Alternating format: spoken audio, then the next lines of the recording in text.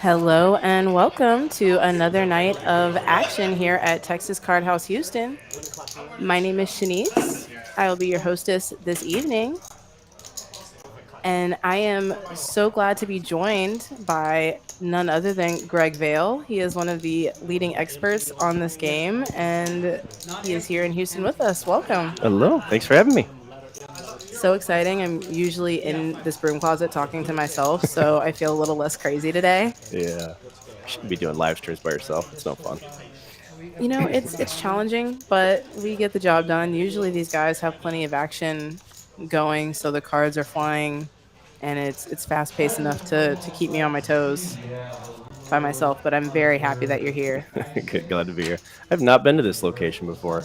I've been to all the other ones, but haven't been down to Houston to play any TCHs yet. So it's good to be here.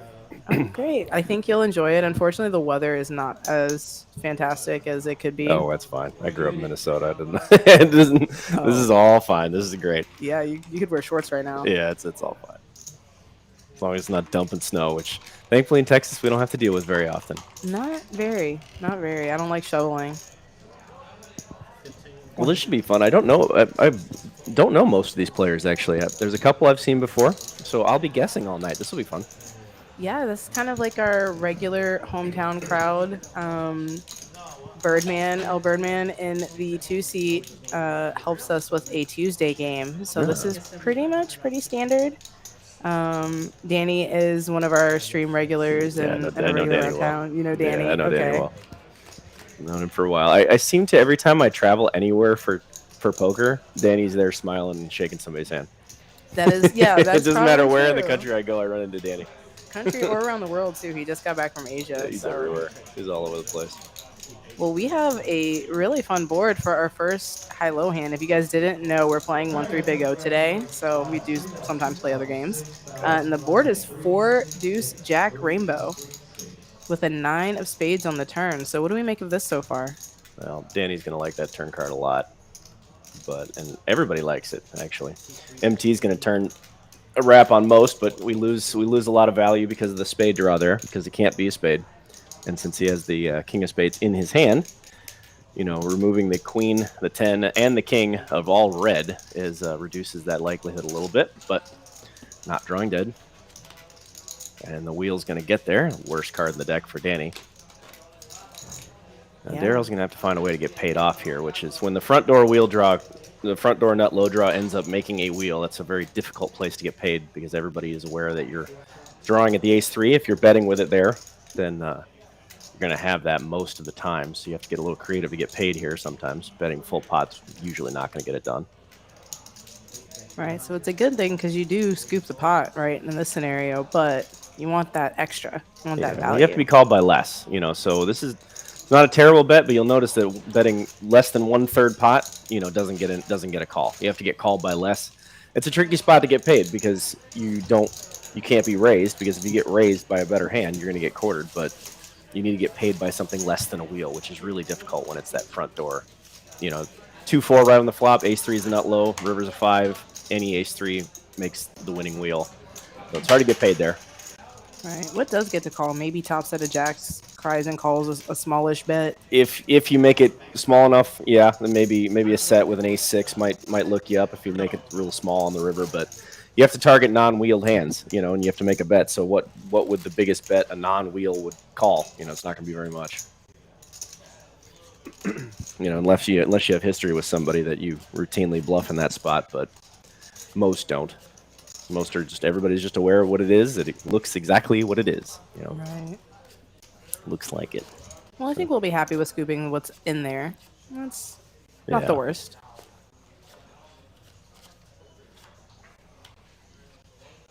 Taking a look at the table today, we've got L Birdman in the 2 seat, Danny in the 3. We've got MT in the 4, Eben coming to us, he's in the 6. Big Hurt in the 8 there.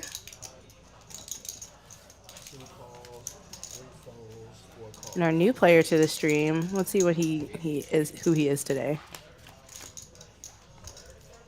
In the 9 seat. Massive flop for Birdman. Yeah, absolutely. He's got all the bottom end of this on 4 of clubs, 10 of clubs, deuce of hearts. Flop both his primary and secondary key cards. Primary is a deuce. Secondary is a 4. Those are the cards you need to make a wheel that you're missing in your hand. And he's going to be a little bit north of 70% to make some sort of hand from that flop. So it's a very powerful flop for that starting hand. Absolutely. Eben is not gonna get trapped in that hand though. He was the only one he might have gotten some action from. He had top 2 pair there. The streams are notoriously slow to start. Nobody wants to look like a fool right away. Notoriously slow action as it gets moving, but once people start getting stuck and forget that the cameras are on, they end up loosening up a little bit. We do have another player or two on the way as well that could always throw in a different dynamic. Also, if Danny orders a blue moon or two, that could quickly change the dynamic of the game. I've seen Danny go from perfectly sober to perfectly drunk in about one dealer down before. Yeah. in Vegas, you know what? I cashed the last 3. Let's gamble. If he hasn't ordered a blue moon by 7 o'clock, we may have to help him. He's a funny guy. He's always smiling and laughing, having a good time. There's a big primo. Yeah, that is a monster hand there. Aces with the 4 deuce. 1 suit, 3 spades in the hand, but we're still happy with this. Yeah, this is listed in the mega premium category. There's not many bigger than that. But this is a post-flop game. You know, the pre-flop equity doesn't make a whole lot of sense, doesn't matter a whole lot. So you have to get your action post-flop. Which she does not, unfortunately. He doesn't get any action at all, which is not uncommon to start a game. Walks happen in Big O. They're just a lot more rare than in other games. Yeah, typically with 5 cards and a shot at highs and lows, it's hard to just have stone nothing. Yeah, people generally find a reason to see a lot of flops. So, but like I said, streams generally start out a little bit slow. People try to play their perfect A game for the first half hour until they forget that they're on camera. Absolutely. I saw recently you played, so you've done both sides of the camera for Texas Card House recently. A little playing, a little commentary. Which is more fun? Oh, I mean, I always prefer to play, but I've gotten kind of trapped into the commentating thing because there aren't too many people that talk about this game as often as I do. Right. So it's a lot of times I get looped into commentating when I'd love to play, and they say, well, as long as you can find somebody to replace you. If we're not in Dallas, that's probably not going to happen. So they want me to commentate, but I do. I mean, I'll enjoy playing on these things. I like them a lot. Streams add another dynamic that I rather enjoy, but another variable of what people want to be seen as, and it's one more thing that you can use to manipulate the action. Absolutely. Big low run down here. Props for the 9-inch nails hoodie there. 9-inch nails and acid bath. All right. Evan is quite a metal fan. Yeah, the hand like ace 2 3 4 anything, no matter what that 5th card is. Trying to get action from as many people as possible. So you call that a pull. Kind of want to pull the field in. You want as much action from as many people as possible for the most amount of money possible. Doesn't mean that you just automatically say pot when it's around to you. That means we got to get as much in there as possible, get as many people to the flop as possible. Absolutely. So he is able to do that, and it also looks like as we kind of catch up here, he got $70 from everybody in on the flop as well. Yeah, so Danny put a C-bet in there, and then everybody called, and then is it Eben? Is that how I pronounce that? Eben. Okay, Eben turns a safety net. Means he cannot lose the low, no matter what the river card is. He's going to have the nut low. So it's a huge card for the ace 2 3 4. He's going to be getting half this pot, or at least a piece of this pot, no matter what. Danny looking for hearts or one of his Broadway rap cards. Looks like all the chips got in as well. Yeah, Danny has to improve just to get his money back, and that's not a good spot to be in. That's not going to work. Generally, you want to avoid that spot in Big O. You want to avoid getting your money at risk when you can only get half the pot. You don't want half the exposure with only 50% ceiling. And so, best case scenario, he's going to hit whatever hand that he wants to hit, and he's going to get his money back and win half the pot, or he's going to miss and lose 100% of the pot. So that's the spot as Eben's looking for. You're looking for all the reward and no risk at all. Risking nothing to win something. That is the power of a safety net right there. Yeah, absolutely. So very strong hand. Also, rivers the trips, which just holds up to be the best hand as well. So just more icing on the cake for Eben. Danny, unfortunately, if that graphic is right, he only had 77 behind. Unfortunately, the ace with that amount behind. Yeah, he chose on the flop. He chose to just go with it, you know. And well, you know, we're not going to be folding the turn just because we can only get half. Because he chose to step on it and go with it on the flop. And once you're committed to that, you are locked into it, and just got to ride. You just got to ride it out and hope for the best. So in that case, that's not what happened. But when you're playing a hand like Ace 2 3 4 Queen or Ace 2 3 4 anything, that's exactly what you're looking for.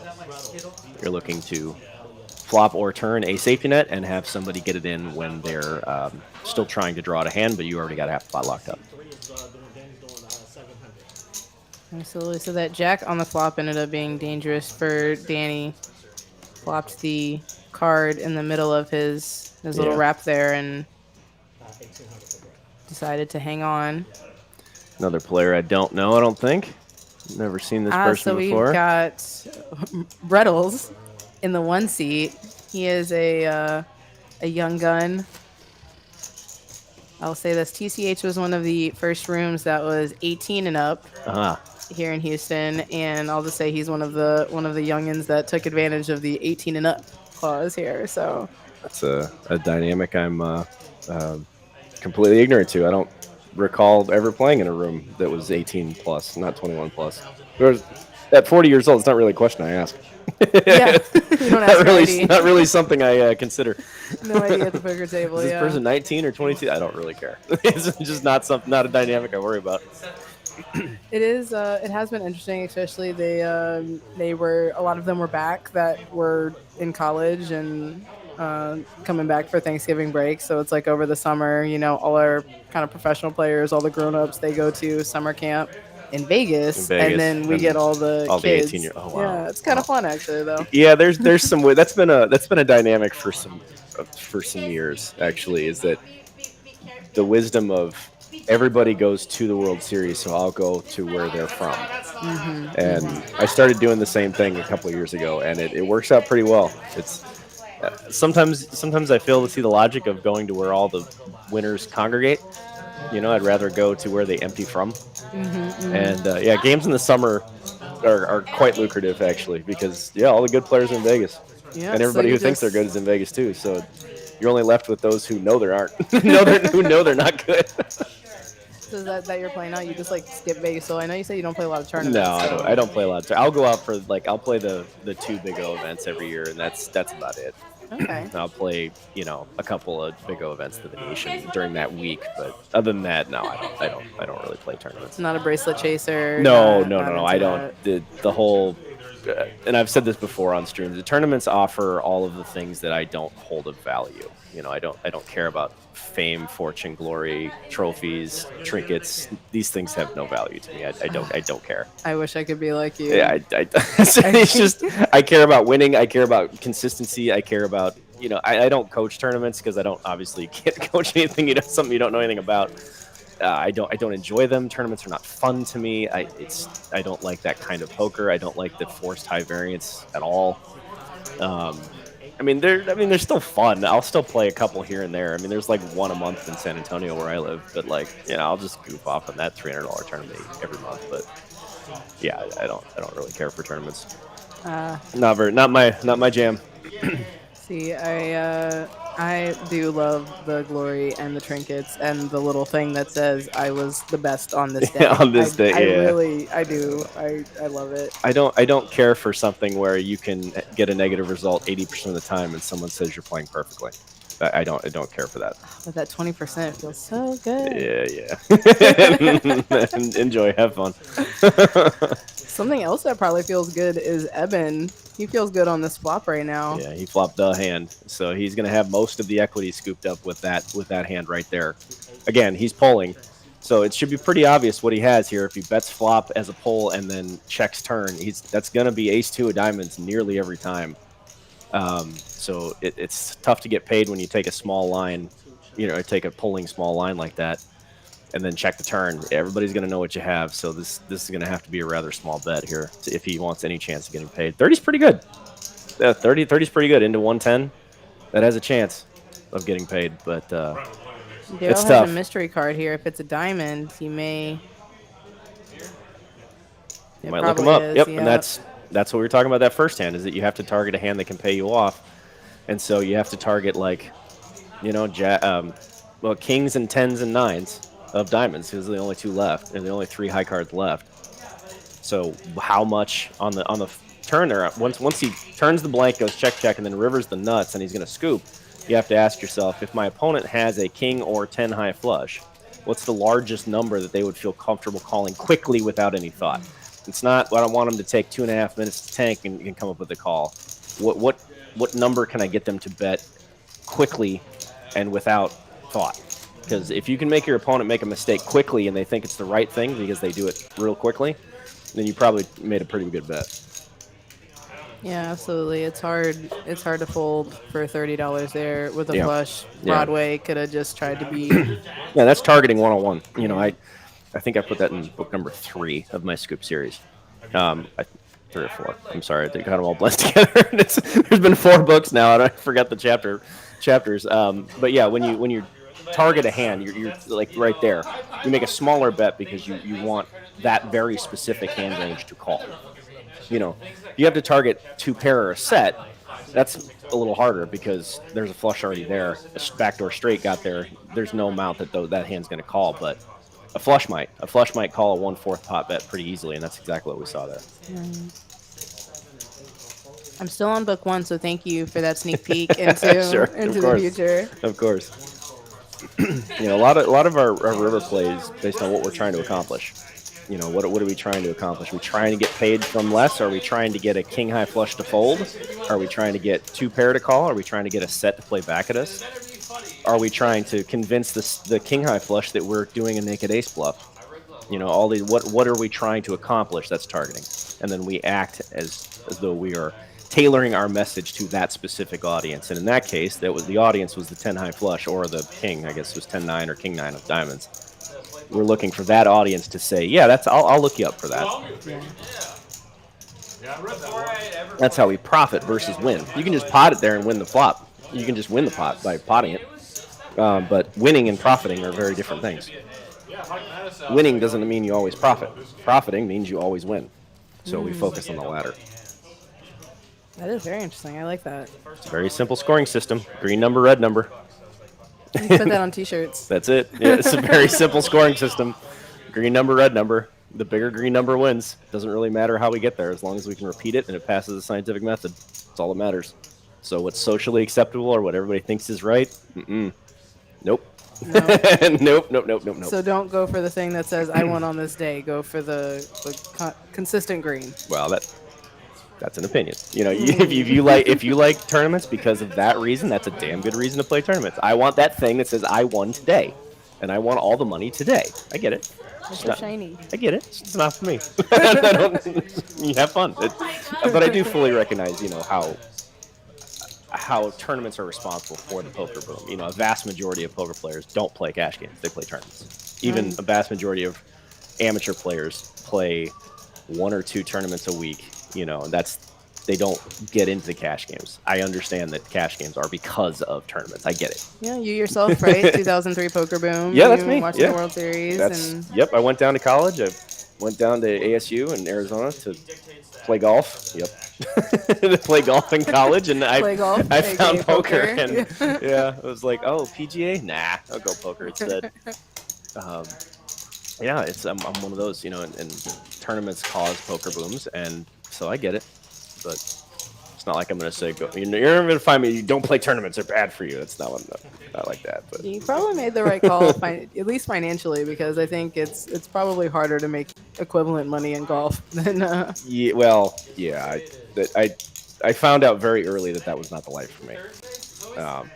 Plus, I had like 5% of the mental ability, like the maturity, maybe 1/20th the maturity I needed to be a professional golfer. No way. That's I mean, tough. it's That's yeah. yeah. There's no. I didn't have it. I had some of the talent, some, not all, but I was close. But the mental game, oh hell no, not even close. So it was like laughably immature at 19. So yeah, it wasn't. There was no career there waiting for me.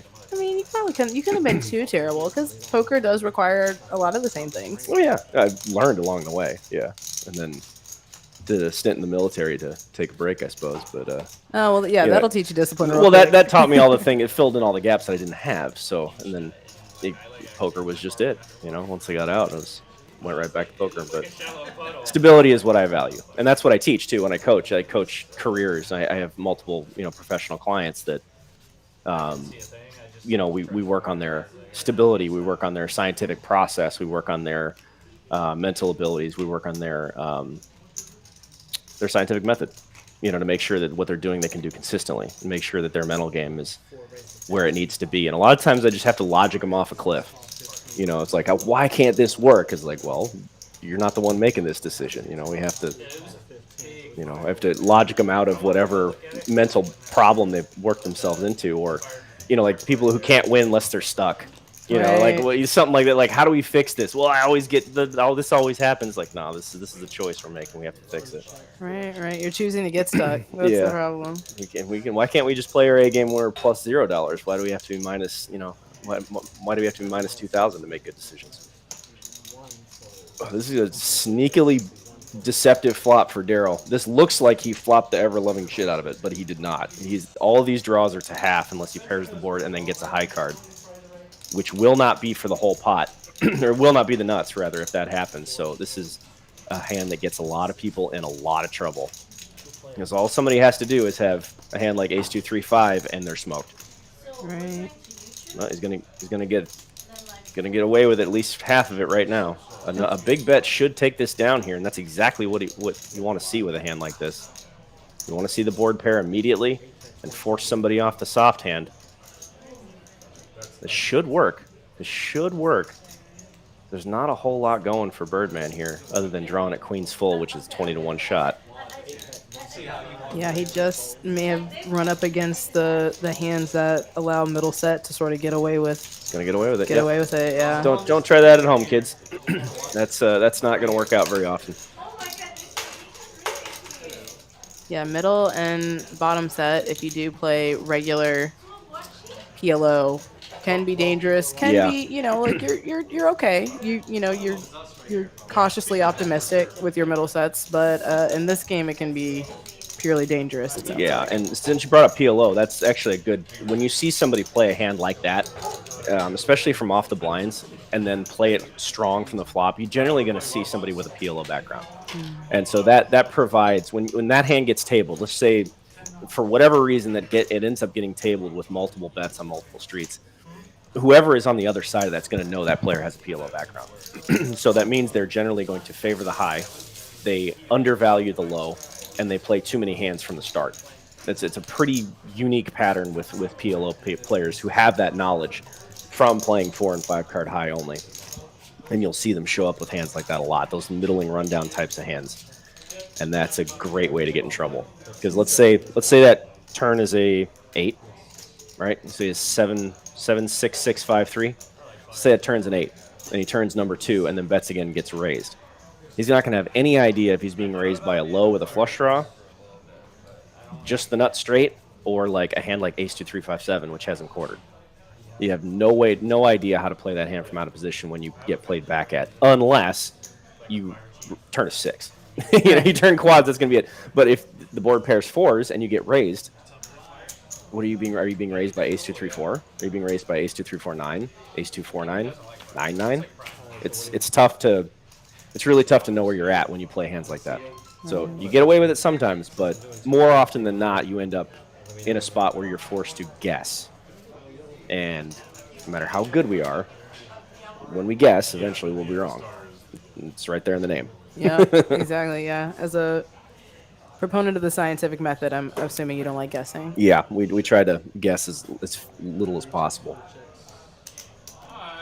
Well, these guys did opt to play the bomb pot. Sometimes they do, sometimes they don't. More than likely, it is going to be ultimate high, ultimate low. Oh, So, okay. yes, the best Super overall high complicated. hand. Yes, best overall low hand. So, let's try to make sense of what is scrolling here. Yeah, that's generally what we do is just try to see who's got what. But you know, on boards like those, and ultimate high, ultimate low, it's actually in bomb pots in general. I've had this conversation quite a bit lately. Is that when a bomb pot comes out, it's best if you look at the boards first, then build the range of hands that you can compete with the entire deck in your head first, then look to see if you have it. Because if you look at your hand first, and then the boards come out, you're going to be like, all right, I got this, this, this, this, and this. And a lot of times you're going to end up talking yourself into, I have more than I do. Because we deal out the entire deck. Every card gets used. So if there's a better hand to be made, it's been dealt. It's there. The winning hand at the end, whatever was the best hand that was dealt, is going to be the winning hand at the end. We're just dealing out cards. So you have to compete with the entire deck. So you think, what types of hands would I need to look at to compete with the entire deck, no matter what anybody else has, all the way to the river? So on that board where you have 5-6 king with 2 hearts or whatever it was, you absolutely need to have ace 2 3 4 and hearts.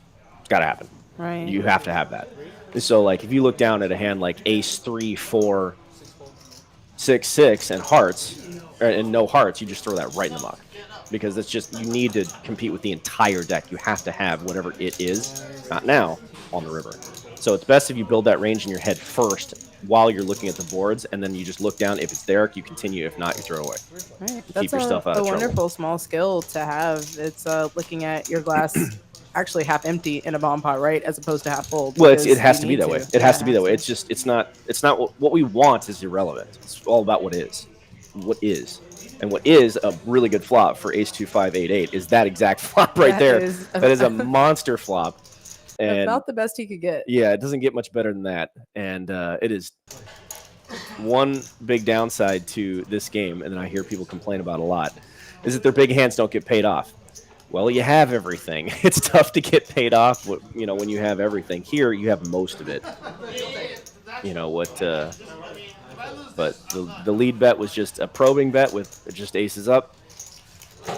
I would like to see a call there instead of a raise. Generally, if you raise and get action, it's going to be from 2-3-5. Excuse me, but it's going to be from a 2-3-5 type of hand, which you are surprisingly 8-8-2-5 is not in great shape against. Right. 2-3, just any random 2-3-5 is going to have a better chance at scooping this pot because that has a safety net and 2-5-8-8 does not. Right. So it's when you fast play a hand like that, generally you're just you're just hoping you don't run into that one buzzsaw, that one type of hand that's just be like, okay, pot, and just rip it in there on you, and they have the better of it. I think you really smashed it until you get played back out there. Yeah, it's like, and it's a huge flop. That hand's absolutely smashed it if he doesn't get played back at. If he doesn't get played back at, or he doesn't get bet into. But if he's the one betting the whole way, it's a huge hand. If it's check 2 and he bets and gets 3 callers, it's a huge hand.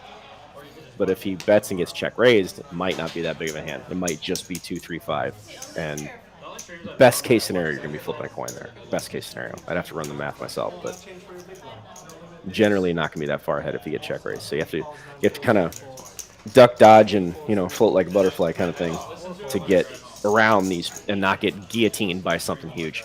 It's a complex nuance in this game, which I rather enjoy. Yeah, for sure. And I think everybody has, in any poker game, has experienced that where you think you really smash it until until somebody smashes you. You just turn around and get hit with a Gallagher hammer right in the forehead. Either they're terrible or they really have something good here. New player, that's Latu. Is that how we pronounce her name? Yeah, Latu. Latu. She's got at least 2 pair, at least Jack Deuce. At least Jack Deuce with a mystery card. So the Ace Queen. The Ace Queen Queen 9-3 bet and got a free card for betting the flop, which I'll do that once in a while. A lot of times this game check on the turn. A lot of times you're going to find that with players in new environments like this, like a live stream. A lot of players will routinely, habitually check back the turn. So sometimes experienced players with a hand like that, like a gut shot and a backdoor nut low draw, backdoor flush draw, will make a small bet on the flop, assuming that their opponent is going to check back the turn. So we call that picking our own price. Okay. So instead of check calling a bet and hoping for mercy, we pick our own price. They call, we go cheaper to the turn, and sometimes they don't want to get check raised, so they check it back. We just bought ourselves 2 free cards for maybe 1/3 pot, 1/4 pot. Again, picking our price. Sometimes you can get a little sneaky and get all the way to the river for a cheap number doing that. Why do you think that is? Why does population tend to overcheck turns? You know, I've seen that in a lot of games. I'm sure you've seen that in Hold'em and PLO too. If somebody doesn't really have it, like really have the goods on the turn, they don't want to get check raised on the turn. Right. Because that's like the default line for newer players with value. You see this in low limit Hold'em too. Right. They check call a bet on the flop and they're like, I'm going to get you on the turn. Yeah. I'm going to get you. And then, nope. And then it doesn't happen. And they come out firing on the river with their huge hand, and all they're getting is 1 bet on the flop. I think it's, you know, back in the day, we used to call the turn the skill card, probably for that reason. Right. You know? Yeah, it's tough street to play. Yeah, probably for that reason. It's a very tough street to play. It's a tough street. It's an easy street to get blown off your hand, and it's a street where you can make a lot of mistakes. Now, this is also Darrow probably, I don't know, again, I'm guessing here, so please correct me if I make an assumption about a player I don't know, but usually when a player comes in raising with a hand like this, the ace 6, 7, 8, 10, that's a PLO player. They're used to making this play in PLO 5, and they're comfortable playing these middling cards, and they're comfortable looking for that right there. Well, yeah, get looking for that exact hand. Maybe he just knew it was coming. Yeah, and so, you know, the downside to playing hands like that, you generally don't want all your cards in between 6 and a 10 or 6 and a jack, because even when you make the nuts, most of the time it's going to be for half, most of the time. So he's going to have to, this person's going to try and get it through right here, because if they get called, they have to draw a high card to still have the whole pot. Any low card, they're just getting chopped. They're going to be getting free rolled. So you got to take it down right there. So it's a high risk, low reward kind of thing, and generally we want that to be the other way around. Right, right. So yeah, you'll see a lot of PLO players. It's because it just looks so good to your PLO brain. Yeah. You see all those cards next to each other. I think what it is I think we generally will think it's really hard not to make a hand with something like that. You know, like we're going to make a hand with this so much, and it's going to be the nuts so often, I'm okay if it's half. I understand that thought process. It doesn't make it correct. There are plenty of times where we can do that. I mean, if you're closing the action, somebody opened for 20 and nobody's folded. Yeah, obviously we're not folding. Right. But, you know, if you're out of position, it's not a hand you want to be like limp calling with against better players, because they will find a way to exploit it and stuff like that. Especially if you keep doing it. If you routinely show up with hands like that, that means that a better player is going to favor their low hands now. That means they're going to be putting more stank on it when they got a low and not a high hand, because they're going to know they're going to be free rolling you more often than not. So the more you show up with hands like that, the more you're going to get played back at by naked nut lows, and that makes life tough. Right, Makes life very difficult. Yeah, because they can just start using the P word. Mm-hmm. Yeah, they sure can. I mean, if you just routinely show up without the nut low from out of position, like a hand that can't even qualify for the nut low, yeah, you're going to get played back at a lot. Like, and you're going to get bluffed off a lot of pots too. Like, they're going to wait for you to bet a monotone flop, and as soon as the board pairs, they're just going to pot it on you, and they're going to have air. Because if you're not drawing at the nut low, most of the times you're going to have a one-way hand, and you're going to get exploited doing that. Eventually. It might not be right away, but it will happen eventually. One nut flush draw, I see. Birdman with the nut flush draw, but not much else to go with it. Yeah, Evan with a couple of mystery cards here. Just a queen. He checks behind. Lema. That's the nuts. No Birdman. Puts a quarter out there. Probably not getting much back.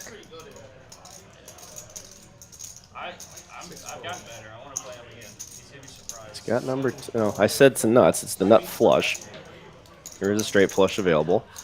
Play long enough, you will get pounded by one. You will see it. It happens. The real nuts. Yeah, it happens. Just for reference, the worst month of cards I've had in my entire life was in October. I lost to 7 straight flushes in 31 days. Wow. So it can happen. It will happen. You have to be aware of it.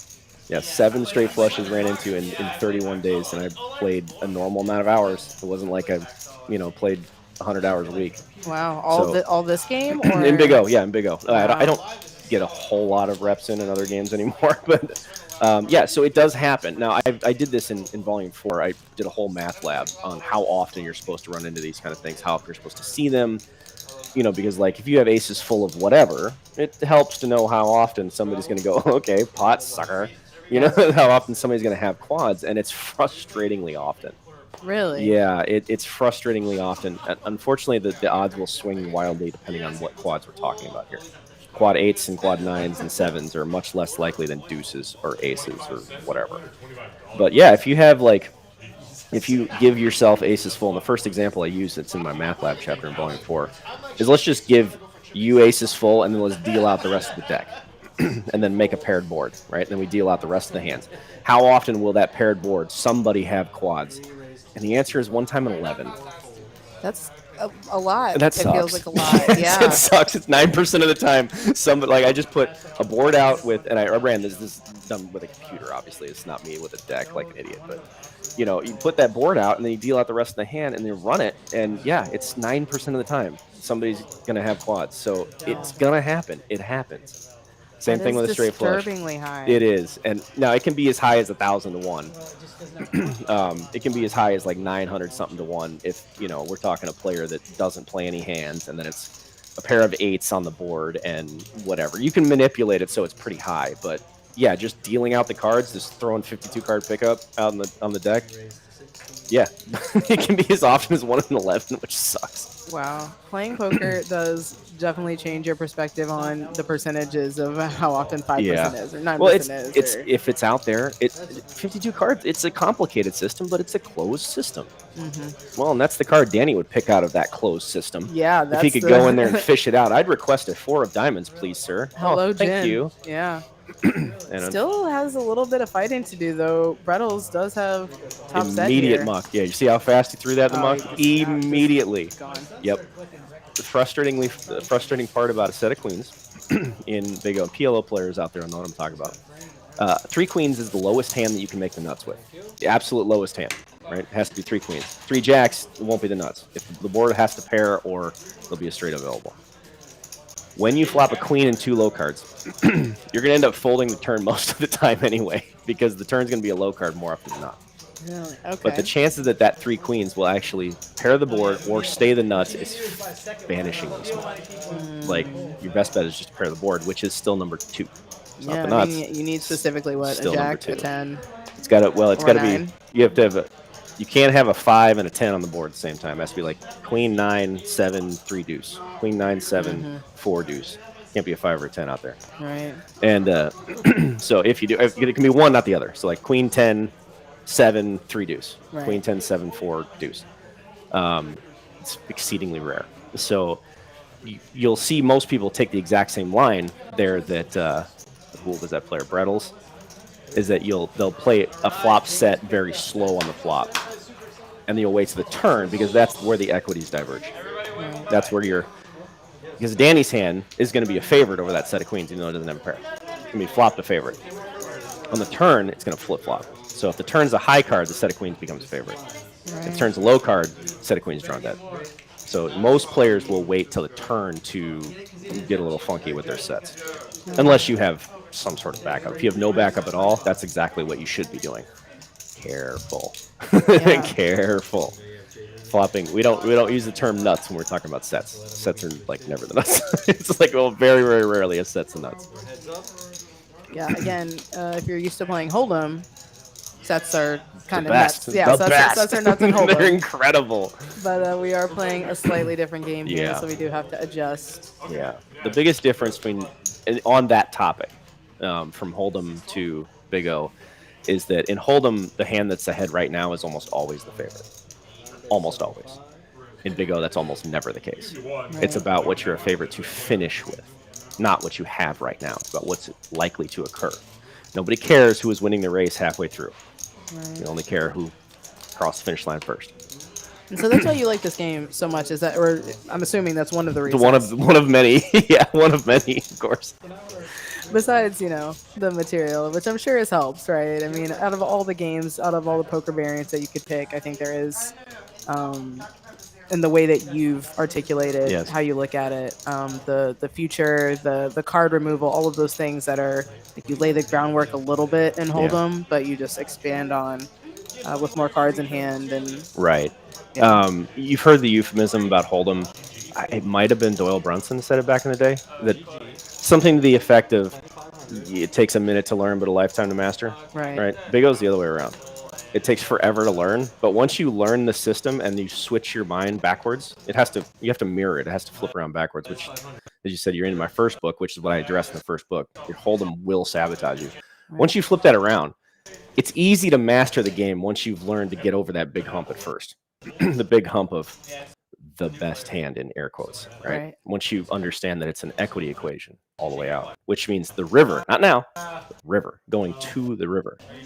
Once you figure that out, it's easy to master the game from there. But that's the first big hurdle you have to get over. Where in Hold'em, you just have to learn the rules and you're in. Right. And then figuring out everything else as you go is an adventure. Right. It's an adventure. You have to almost borrow from the Buddhist philosophy a little bit, right? Which is like letting go of expectation when you make a hand. Yeah. At first, like Yeah. because like just like Brettles had that set of queens, and Yeah. you feel that expectations. I made a hand, but like you said, realizing that you're gonna have to fold a lot of turns. Yeah. Um, And to your point, it's actually a good thing I talk about with some of my mental game clients, is that if you're using the word make or made or whatever, make a hand in the present tense, you've already screwed up. You either made it or you're not there yet. Like if we've made it, we're done. We're on the Fifth Street, but you have to, it's always planning for Fifth Street, not right now. It's a very complicated system, but we have to foil it out into the future. What's the most likely thing to occur? That's what we plan for. Now, this is a common situation for those who open with a low rundown hand. Flop all high, they choose whether or not to c-bet or to check and shut it down. This is he's not going to go for it. That's a big turn card for the low rundown hand. Most people would choose to fire a bet out here. Tighter players like to try and check call. Brettles is not typically a tighter player. He must know that you're doing commentary today.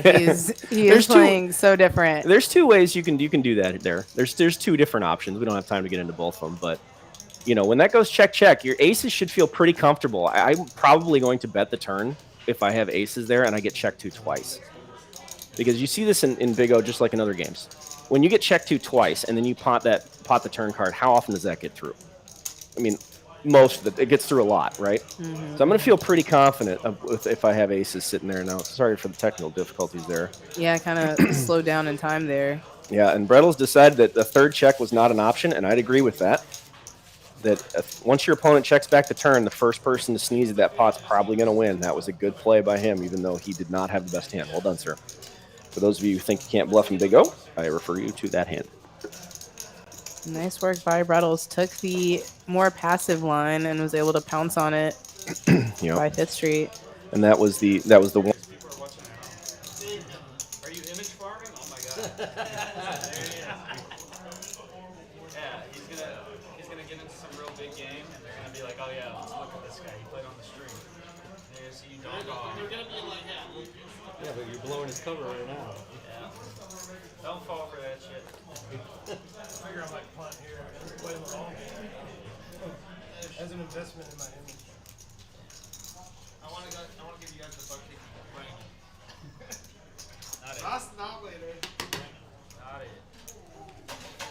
4 raised to 15, 6 folds. 7 folds. 8 folds. Play this session as if what would you fail to? 2 folds. 3 folds. Change coming. 3. 3 players. 2 checks. Don't tell me you're red up. 4 bets, 85. I got 3 poker books sitting on my shelf. Come on, 2 calls, 35.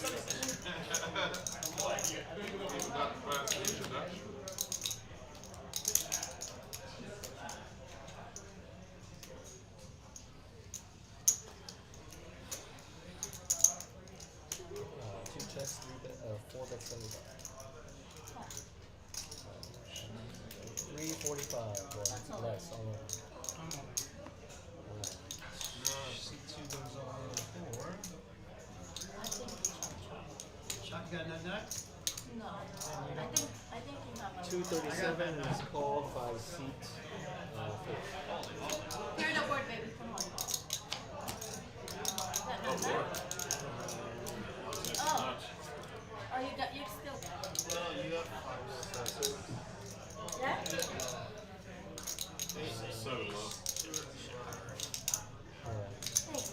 It's safe. 7 low.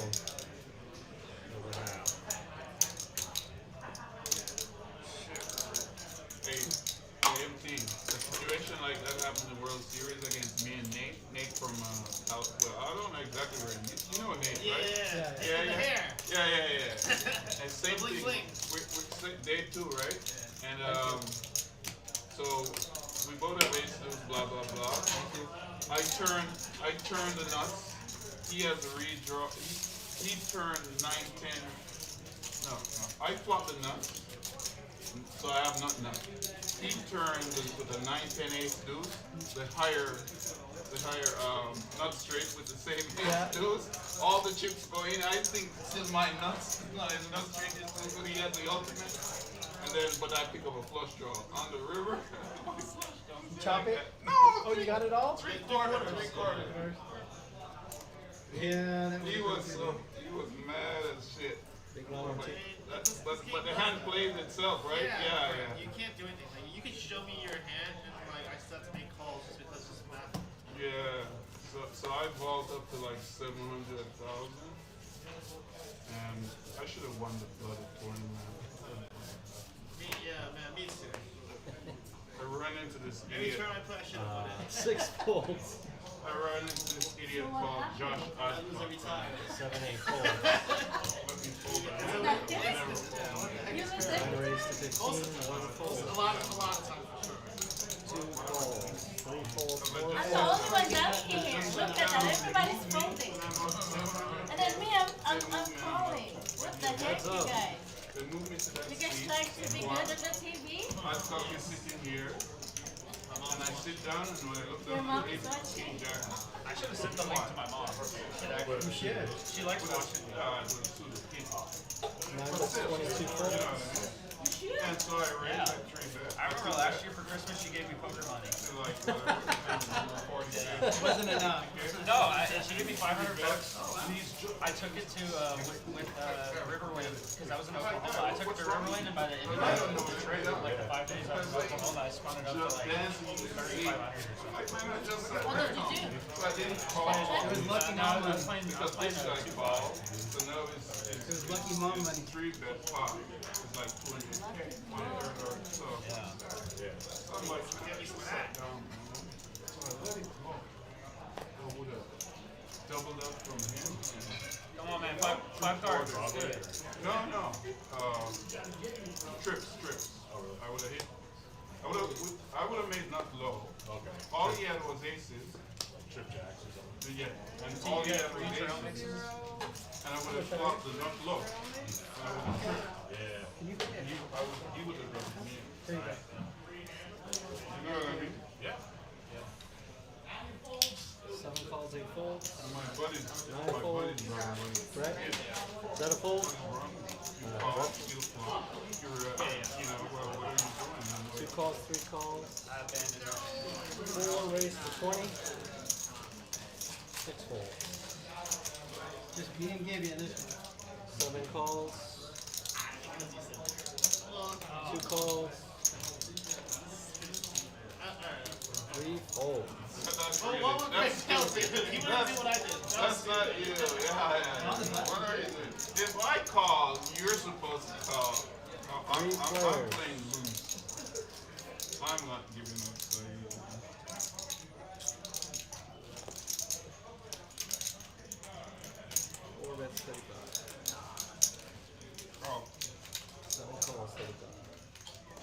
Cooper, you got us? There we go.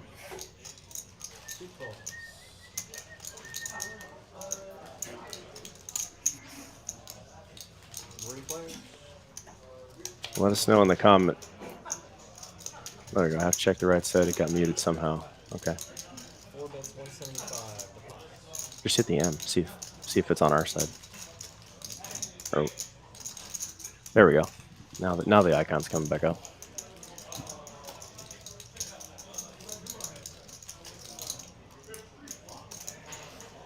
All right, guys, I think we're back.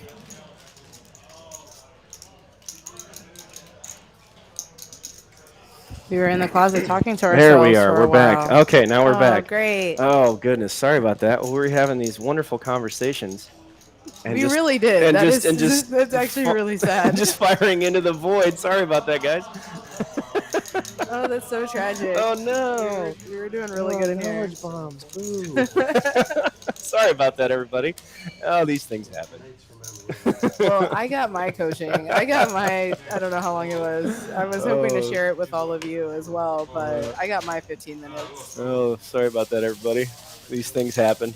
It's finicky technology. It does not like to do what we want it to do. And I am so not a technology person. I know we were talking earlier, you're not into social media. I'm not No, into technology. God, no. We're just... No, sorry for all of those who, if there's somebody out there who wish I did interact on social media, sorry about that. I really don't care for it. Oh, it does bad things to the brain. But so anyway, we're back now. So sorry about that. We were having wonderful conversations about all other games and skill edges and all kinds of stuff. So I know we'd worked our way into talking about Dramaha, which I think we will be playing a little bit later. Oh man. I love that game. Yeah, they played up in. They used to play it a lot up in Fort Worth. Actually, used to play it up there a lot, but the game doesn't go as often anymore. Oh wow! Like a game, like that was the whole game. Yeah, they That's played. it. They Just played. that. I was up at the Fort. They played. Used to play a 5-5 mix game where they played every day. It was like ran every day. It was Oh great. wow, that's really cool. Yeah, and then one day it was just gone. It just vanished. Sometimes all it takes is like the one wrong person to move. Yeah, or two people one move person. away, The one or- person got sent to the poker hospital that was there every day, and then that was it. Danny with a big rundown hand. Danny's no stranger to playing hands like these. I think it is a reasonable assumption to assume that Danny is one of the more experienced players at the table. I have seen him play this game a lot in a lot of places. Yes. And he is very proficient in the game. But flopping top 2 in the nut low draw is a very powerful hand. This is going to be a push. You're going to probably see a pot size bet from Danny. Ooh, wrong. Not a pot size bet. Going to split the difference, about 2/3. Got one call. Turns aces full. Go smaller to get action, I guess. Yeah, now he definitely works. wants action. With 100 in there. Yep, he's going to try and encourage somebody who has a low draw to keep that drawing coming. You'll notice that turn is it's not a queen of spades, by the way. It is an ace. So a lot of times if somebody has a hand like ace 2-4, they're not going to fold to a smaller bet. That is a good one, Danny. Well done, sir. Didn't work, but that is what we're looking for. If the turn's an ace after calling flop, anybody with that last ace and a low draw generally will call.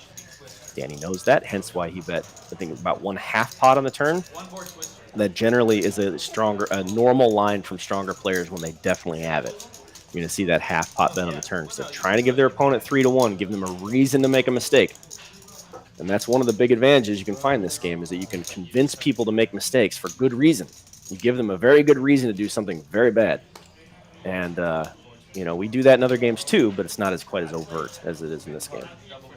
We try to make people make mistakes of ego or who knows? I mean, I can't think of an example off the top of my head, but we try to get somebody to make a really bad bluff or continue a bluff line in other games. But in this game, people aren't just 3-barrel airballing all the time like they are in other games.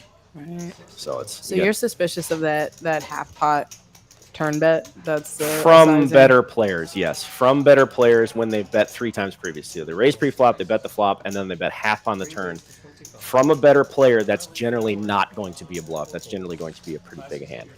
When it's from a better player, I can't speak to if somebody just randomly picks it, but Danny wakes up with another mega premium, and comes in for a raise. That is beautiful. Yeah, this is the type of hand you want to take up against 2 or 3 players. You don't necessarily want to take a hand like ace, ace, 3, 4 up against the whole table.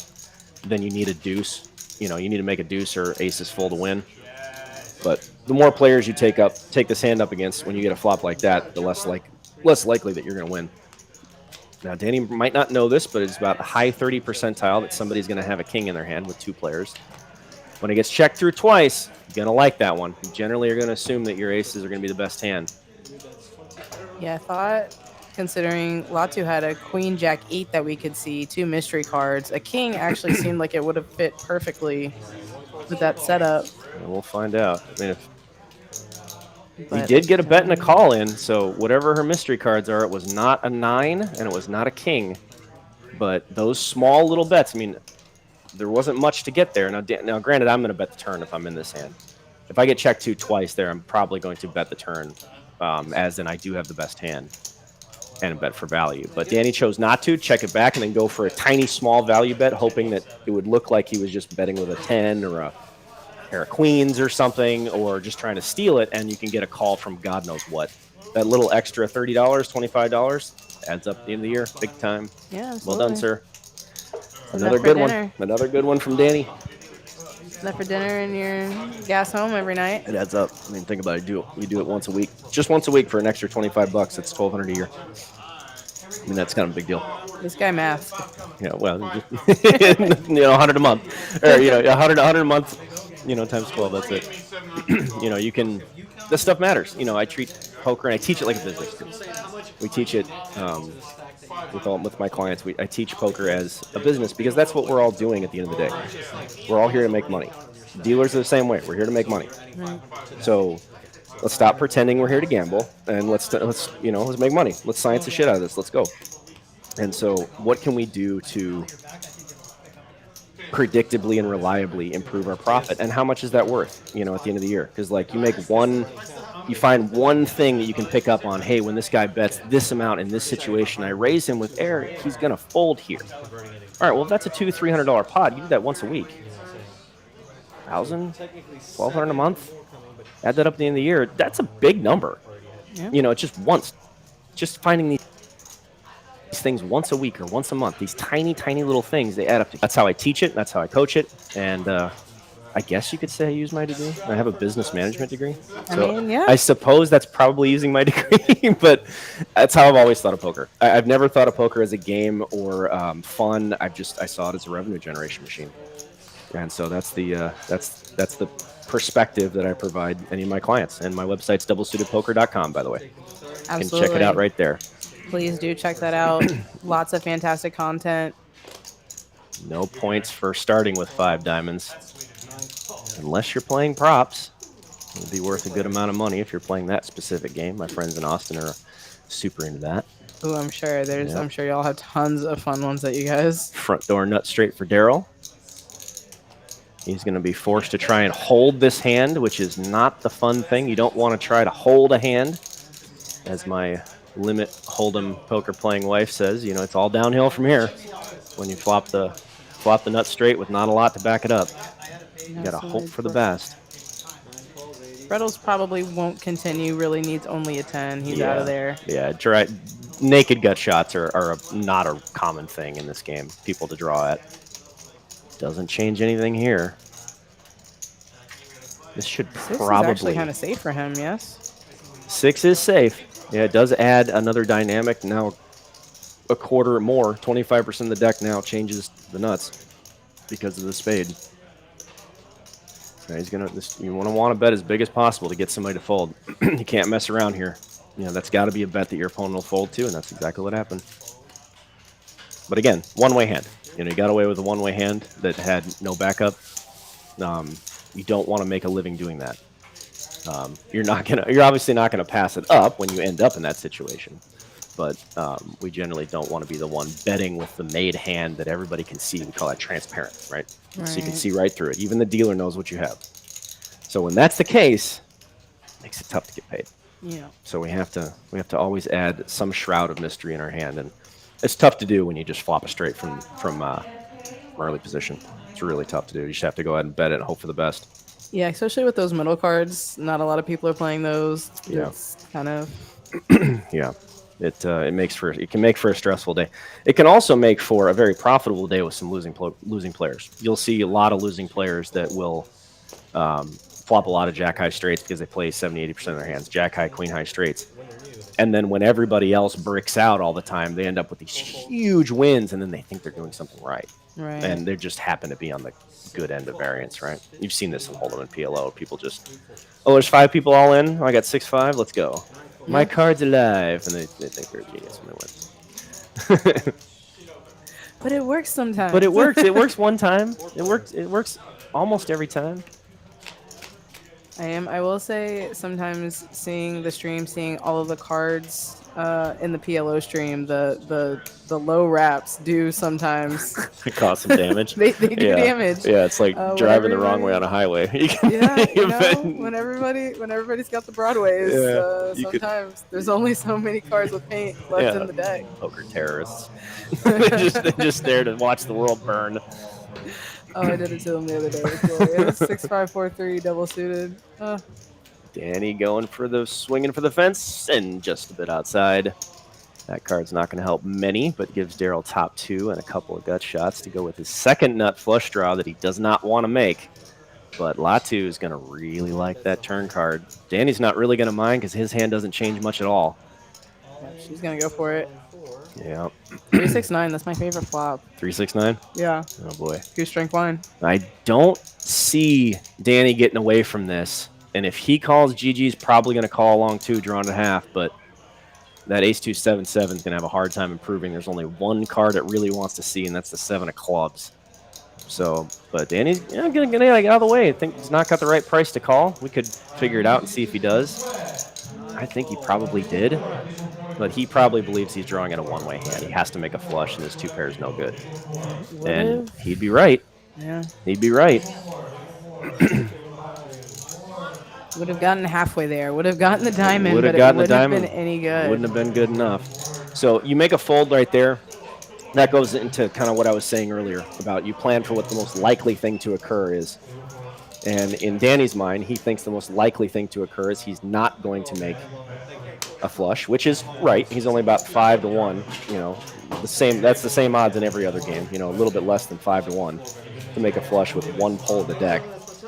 And he didn't have much of a low to speak of, and he assumed his high of 3s and 9s were beat, which it was. That was a correct assumption. And so he, instead of saying this is what I have, he says this is what I'm likely to finish with, and the answer is not the best hand, so he just folds. And he was right. So well done, sir. Yeah, absolutely. Well disciplined in that spot. If he had a couple blue moons in him, I don't know if he would have made the same decision. Probably not, no. No, probably not. Might have gone diamond hunting there. No, Danny's alcohol level has a direct linear relationship to how many words come out of his mouth. Absolutely, yeah. And he's been awfully quiet. We did say at 7 we might have to help him. And when he's drinking, close. He never stops talking. I love Danny. He's an awesome dude. He's real fun. Yeah, he's really fun to play with. Well, going to show you guys this. If you don't already know, we've got a holiday shootout going on from now until December 21st. Every weekend we have a $100,000 guaranteed tournament for $200 buy-in. So it's great value. It's tons of fun. Coming out at least one of these weekends and get yourself some tournament action in.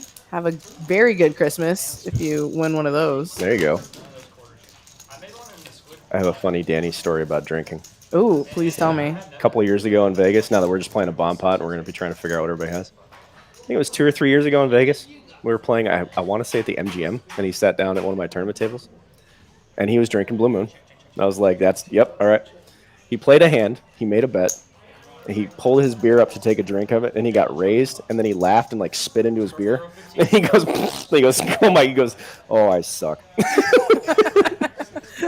He goes, he sucks so bad. And he just starts drinking his beer, like, and rolling his eyes at himself. I had no idea what he had because he folded, but, like, he made this whole scene about it. I was laughing so hard. He goes, "Oh, I suck," because he just like blew bubbles like a dog blows bubbles in their bowl. You know, like he just. Like what do you do after that? You can't five bet. You I was can't. in tears. I was laughing so hard because he thought it was so funny. It was hilarious. I don't know what mistake he made, but like he got raised. Oh my god, I suck. I can imagine exactly the kind of hand that he had. I'm sure his hand was terrible, and he really wanted to try to five bet jam it. It was a PLO 8. Couldn't do it after he blew bubbles in his beer. It was a PLO 8 tournament, I think, at the MGM. It was, oh my god, I was just in tears. I was laughing so hard because he was just such a dork. He was like 3 or 4 blue moons in. It was funny. Yeah, he killed his five bet jam capabilities right there with the giggle, giggling like a little girl in his drink. It was really funny. That sounds exactly like the Daniel Yep. loves. Yeah, story checks out, right? The story 100% checks out. I think he only got to talk to him very briefly, but I think he did actually play a lot of the mixed tournaments on the APT on the Asia Oh, Poker I'm sure. Tour. Oh yeah, he loves all the mixed games. He's quite good, quite effective at tournaments. Yeah, absolutely. So he was the only one that won the prop bet in the group to be able to win 2 tournaments. So he got a little. Oh, it's a tough bet to win. Yeah. Yeah. So he got a prop bet from everybody on the trip, which he said was more lucrative. Might have been more lucrative than the tournaments themselves. So that's kind of cool. Yeah, I believe it. We do got Birdman back though, so I guess he just gave up his seat real quick. He's probably going to be giving it up again because I see Dr. Ben in the building. So. Somebody's creeping around the table. Oh, so he's the designated poker charity guy, huh? Absolutely. You know, part of being a good host is giving up your seat. So there are a few players in San Antonio where I will stand up, give up my seat for. Yeah, there are a couple of those. I get it. Oh wow, and I know that's tough for you because you take your seat time very seriously. Yeah, I mean, before I lived in Texas, I wouldn't because I was traveling, and I had a very short amount of time. But now that I live here, it's, I can care more about the overall health of the game long term. Can be more of a host, than hey, I'm just here for 7 days or whatever. Have you enjoyed moving? Do you like San Antonio? I love San Antonio. I hate moving. Nobody likes to move. Nobody likes to move. No, Everybody that's hates the it. worst. Moving's the worst. Oh, a deceptive flop for Birdman. 9-7-6 2 hearts. Yeah, it looks so good, but it's like none of that is good. Yeah, you just snap gets right out of the way. I mean, that's a big difference between somebody who's experienced in mixed games and a PLO player who's, oh, look what I got. I got all these draws and flush draw and overpair and blah, and none of it's good. We don't want a hand. We want the hand. Yes, that's definitely a PLO thing. You just name everything you have. Yeah, everything. Look at all these outs. I have 47 outs, and there's only 32 cards. But it's to a hand, not the hand. We want to draw to the hand. This game, especially, you need to have the hand. And that changes as you get shorter. When you get short-handed, you don't have to make the nuts every hand. But one of the, and it's a valid gripe actually with this game. When you're playing a game that gets too good, as in 7 players see every flop like it is in San Antonio, it's obnoxious. There's not a whole lot of play. You just have to finish with the nuts. Right. There's nothing. When you go 4 or 5 ways to every turn. Yeah, those are great games, but there's very little play involved. There's very little maneuvering. It's just make a hand, get paid. Don't protect the money when you don't have it, and there's not a lot of play there. It turns into a card catching contest, which is a fair complaint about games that are big O games that get too good. Right. You end up with just make a hand. Can't get anybody to fold. Yeah, it turns into more of a card game than a poker game, which can frustrate a lot of players, which I do understand. Good evening, Mr. Rob B. Thanks for joining us. If you are watching us, give us a hello and where you're watching from in the chat. Help the algorithm overlords let them know we're here. Griffin says he's got questions about your credentials. Griffin, is that Mr. Griffin Goodman? And yeah, he can question all my credentials all he wants, if that's who that is. He says he wants to see the manuscripts. Yeah, I bet. Oh, that's. Yeah, I feel like that's Griffin. Hey, buddy. Good to see you, buddy. If that's I think that's one of your friends giving you a hard time. Oh, of course. He's one of the best humans on this planet. If Mr. Griffin Goodman up in Tyler, Texas, he's one of the better humans on this earth. Ooh, backdoor straight for Danny. Big Hurt finishing with top 2 and the second nut low. It's going to be hard to move him off this hand. It's hard to scoop this hand. So Danny's going to try and make a bet. Probably want to make the bigger bet that he can. He's got to try to get non-nut lows to fold. And I'm not sure if this pot's big enough to get that to make that happen. Yep, that 200's in there for the Big Hurt. Yeah, he's going to look at it and say, if you got it both ways, so be it. But top 2 and the second nut low is very difficult to scoop here given this action. You know, if Danny had potted all 3 streets, then it's very likely he does have a 2-3. But then again, it's hard to make better than aces and queens if you have an ace 2-3 in your hand. There's only 2 cards left. So it's hard for you know to have ace 2-3 jack jack or ace 2-3 8-8 or king 10 exactly. It takes a very specific 5 cards to scoop that hand. So show me what you got. Right, if you got it, you got it. Yeah, if you got it, you got it. So that's, you know, if that pot was 4 or 5 times bigger than it was, it's a different story. That's a very tough call with what would feel like a naked second nut low. You know, if that's $1,000 bet on the river, you know, it's probably better than aces and queens. And so that's a lot tougher of a call if the pot is bigger.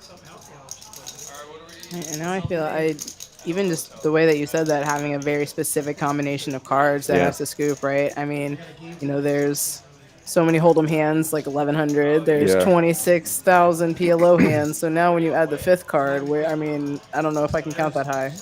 I know you've done that math. Oh, of how many hands there are? How many can combos? Yeah. 2.6 million. Oh. There are 2.596 million hands of combinations. Now, you can simplify the hold'em down to like 150 or whatever's in those grids with suited and unsuited. But you can't. I actually get this question a lot. I get emailed this probably 3 or 4 times a year, asking for pre-flop hand charts in Big O. And I wonder how somebody expects to put 2.6 million entries onto a hand chart. And then if you can, I would like somebody to explain how that helps you. Like what exactly you can do with that. Well, first of all, you would need to reserve your city block. You would have to purchase your city block to put the grid in. Yeah, sometimes we can ask questions in poker, and this isn't just Big O, but like you can ask a question that the answer doesn't really give you any value. What does my opponent have here? What does my opponent, you know, even if we're right, well, what do we do with this information? So for instance, what's the pre-flop equities? Okay, well, I'm going to tell you they're all basically the same. They're basically the same. Even if you have that solved, and I know I have a 3.5% equity, how does that help you? How do you create a winning game with that? How do you create profit or value with that? You don't. You can get an answer, but you can't use that answer. Again, scientific method. Right. We have to be able to do something with the questions we ask. So we try to ask a little more specific questions. Yeah. Hey, John Anderson, what's up, buddy? He's a friend of mine in San Antonio. I'm really curious to see what GG has here with these blank cards. I'm going to have to assume he's going to have the other king, but Big Hurt flop number 1. And it held that way the whole way.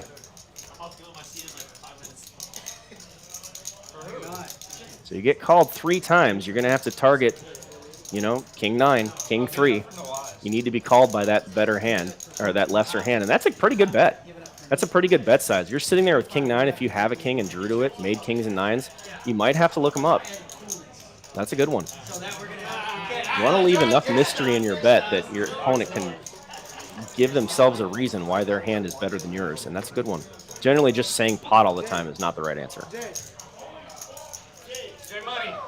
Yeah, for sure. Then they start wondering if they're getting a price to call any potential bluffs you might have. Right. I don't know what bluffs he would have. But Yeah, betting triple barrel bluffs in Big O are excruciatingly rare, especially from out of position.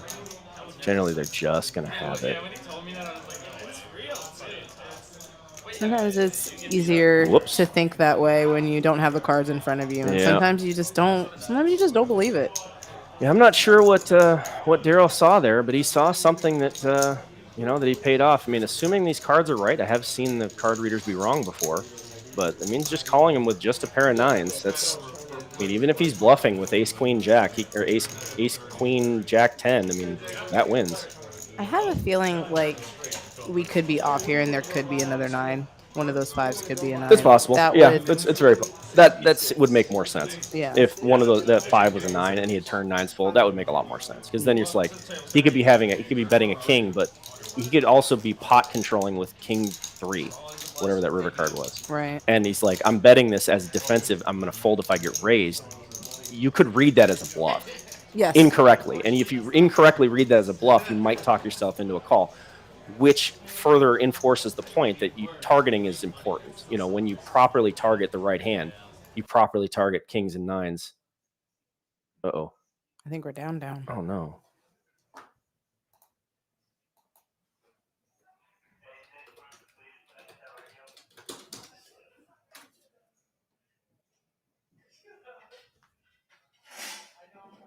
Of all the days for us to have like more issues with this thing than we've.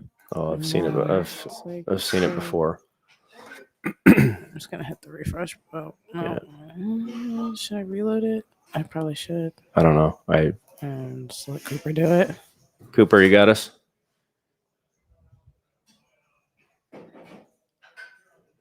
Oh, we're totally black. The whole stream's down. Oh, they can hear us. All right. Sorry about that, guys. The stream. I know you can hear us. They can Okay. hear. They can hear us. So we don't know we're having technical difficulties. So sorry about this, guys. Stick with us here for a little bit. Yeah, we're here. The table is not here for us, unfortunately. So we're not able to see what's going on down there. So stand by. So we'll try to get this solved here in just a minute.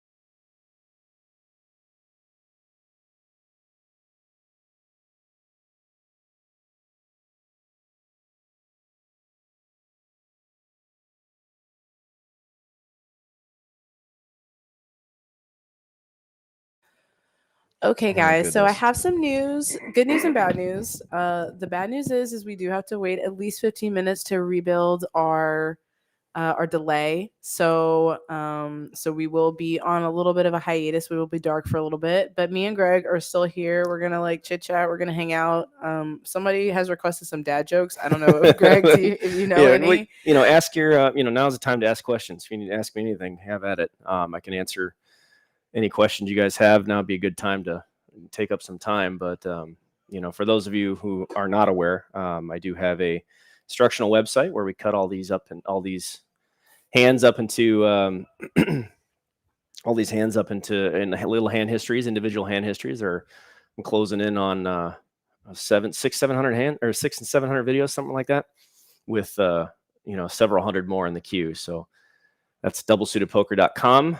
But now is your chance. If you have any questions regarding Big O or anything in general, just go ahead and drop in the comments while we wait for the for tech to bring us back up. But yeah, you can.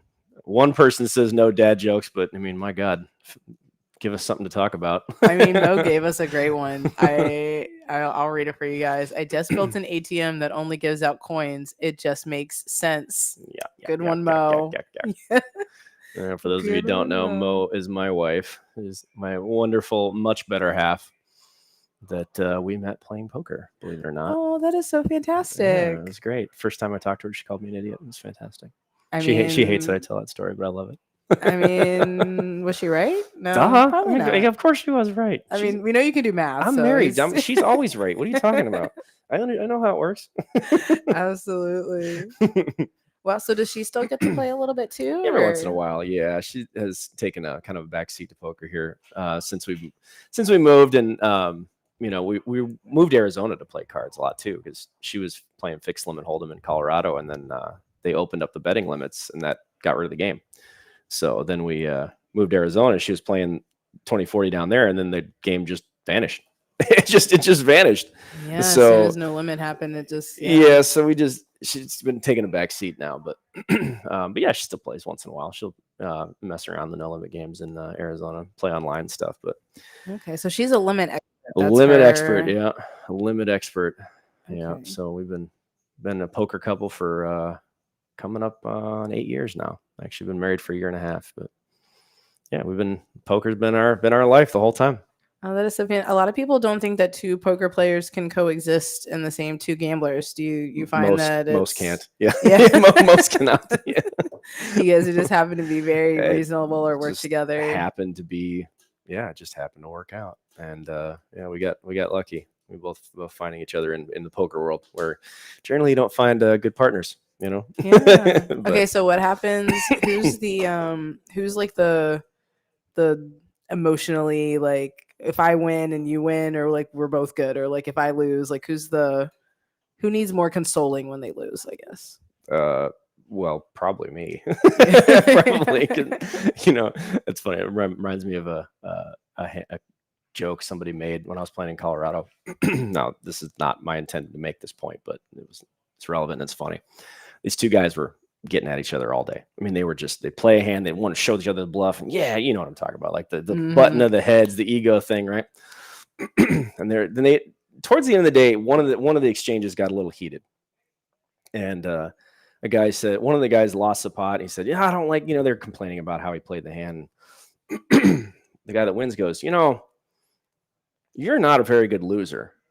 And the guy, without missing a beat, he just goes, well, duh, I don't get as much practice at it as you do. That's a good one. He had that in the barrel. Even the guy that said it started to laugh. He's like, that's a good line. Yeah. So yeah, I try not to get a lot of practice at losing. I try not to, but unfortunately I do, like we all do. Like your 7 straight flushes in October. Oh my God, that's ridiculous. Four of them were with quads. If we had a jackpot in San Antonio, I would have won it 3 times. You had quads 3 of the times? 4 of the times were quads. Oh my God. 4 quads and 3 ace-high flushes. And if we had a jackpot, I would have won it 3 times. It was quad 10s or better. I mean, you lose with the ace-high flush, you're like upset, but you're like, it happens. But quads, when you have quads and you lose to the straight flush, that's pretty brutal. And I did the math, of this in volume 4. It's like, how often should you run into a straight flush? And it's probably like you know, you'd imagine if you think in your mind how often you run into a straight flush and big O, you'd probably say, I don't know, a couple times a year, 3 times a year, maybe. Depends you know. on how many. I mean, let's say 100,000. Let me guess. Okay, wait. Yeah. 10,000 hands. Let's say if you play 10,000 hands, 3 times. Yeah, a little. You should be a little more, but yeah, if you play full time, you should see one at a table every 36 hours. You should see one. Doesn't mean you'll run into it. Oh, okay, Doesn't mean you'll have it, but you'll see one about every 36-ish hours of play. But so yeah, you know, you figure you should run into them a few times a year, a couple times a year, maybe. Yeah. You know, but yeah, it was all connected. It was all smashed into 1 month. I was like, this is really. And the third time was Kings, and I even said on the river, I'm like, really again? I'm gonna lose the quads again. This is the third time this week. Yep, sure enough. I'm like, oh man.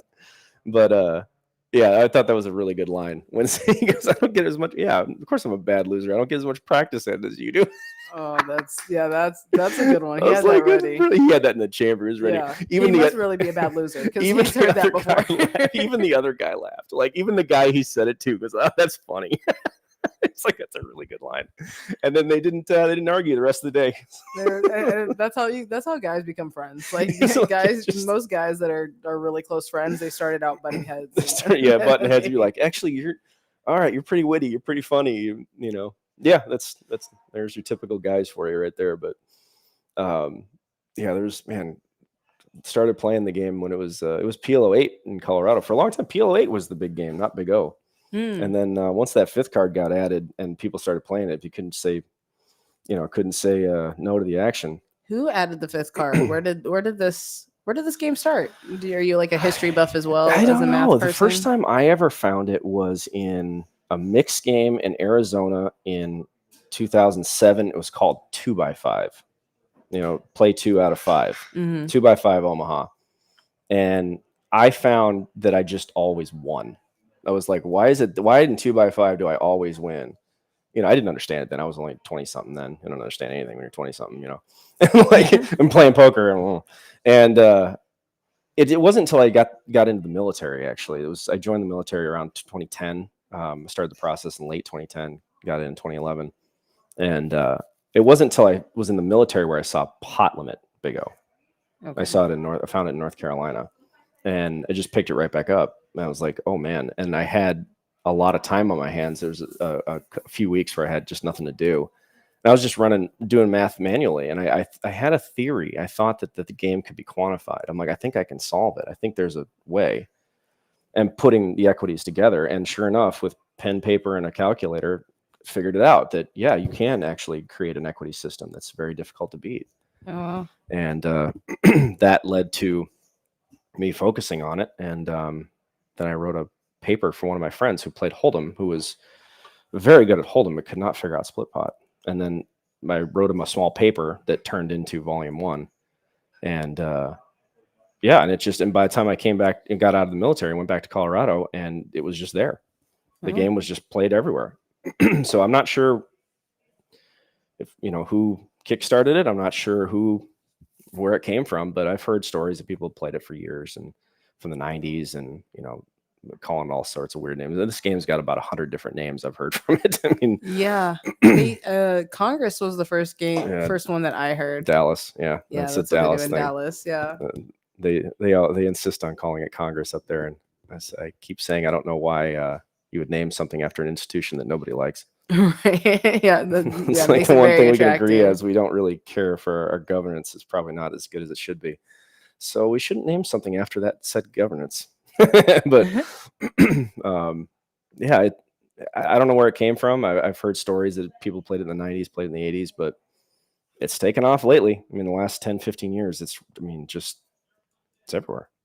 Yeah, so I was going to ask you about that, the popularity of the game now versus even 5 years ago, post-COVID. Like, there's just a lot more people home playing poker, I think. Like a small resurgence overall. Yeah. Are you seeing that within this game community as well? Yeah, the online spaces, there's dozens and dozens of clubs and games on the internet. And if anybody out there wants to play those online games, just shoot me an email at doublesuitedpoker, Greg Vale at doublesuitedpoker.com. I'll hook you up.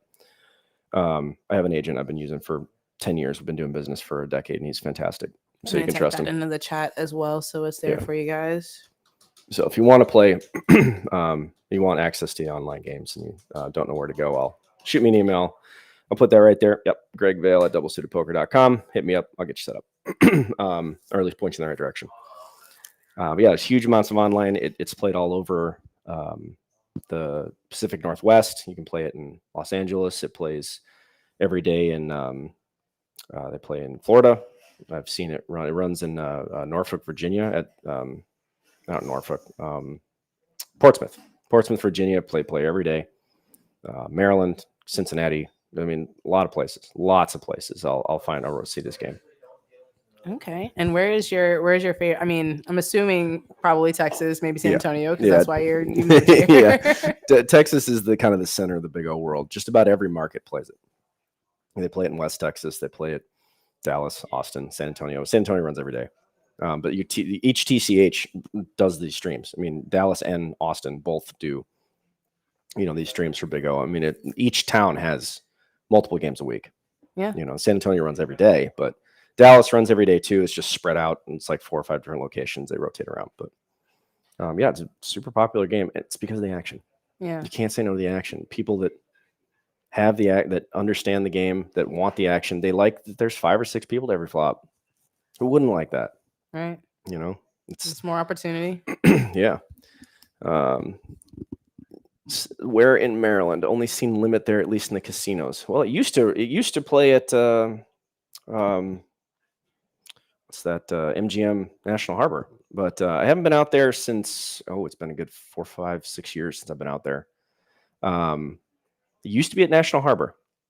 They used to play a little bit at Maryland Live too, but I do know people who live in Maryland who drive down to Portsmouth, actually in Portsmouth, Virginia. They run down to the Norfolk area to play the game because it's played there 225 and they run every day. How far is that drive for them? Must not be that bad. A couple hours, I suppose. I don't know. Never done it. Gone down I-95. I've never gone down the Beltway or the not the Beltway, the Barrier Island thing. But I know they play it in Boston. I have a couple clients in Boston, or one client in Boston, a bunch in New York City. It's all over New York City, but that's all private games. So the MGM NH pot limit game died around COVID. Oh, that's unfortunate. That sucks. Another victim of COVID. Oh no, COVID got another game. Took so many people, but also 24-hour grocery stores and Walmarts and 24-hour everything. Games. Yeah. Oh man, 4 hours if you time it right for that drive. That's not too bad. Okay. So that's not too bad. So I'm spending the night for 4. I'm not driving. 4, yeah, I would. Yeah, 6 or 7 if you don't. Yeah, it's like it's like going to it's like driving up from San Antonio to Dallas. It's a 4-hour drive if you time it right. It's about 7 if you don't. It's really? Oh man, it's awful. That bad? I-30. Oh god, I-35 is so bad. I-35 is the worst. Really? Yeah. So Houston's pretty good as far as being where Dallas. You like the royal flush. Hey, we're back. All right. Okay, sorry everybody. Now we're probably on a super long delay.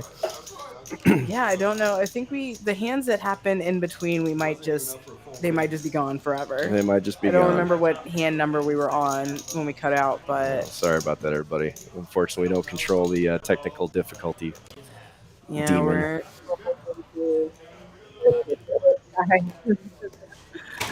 Sorry about that, everybody. Still a little choppy waking up here, but at least we see some flops. We can see our flops again, and that's all we care about.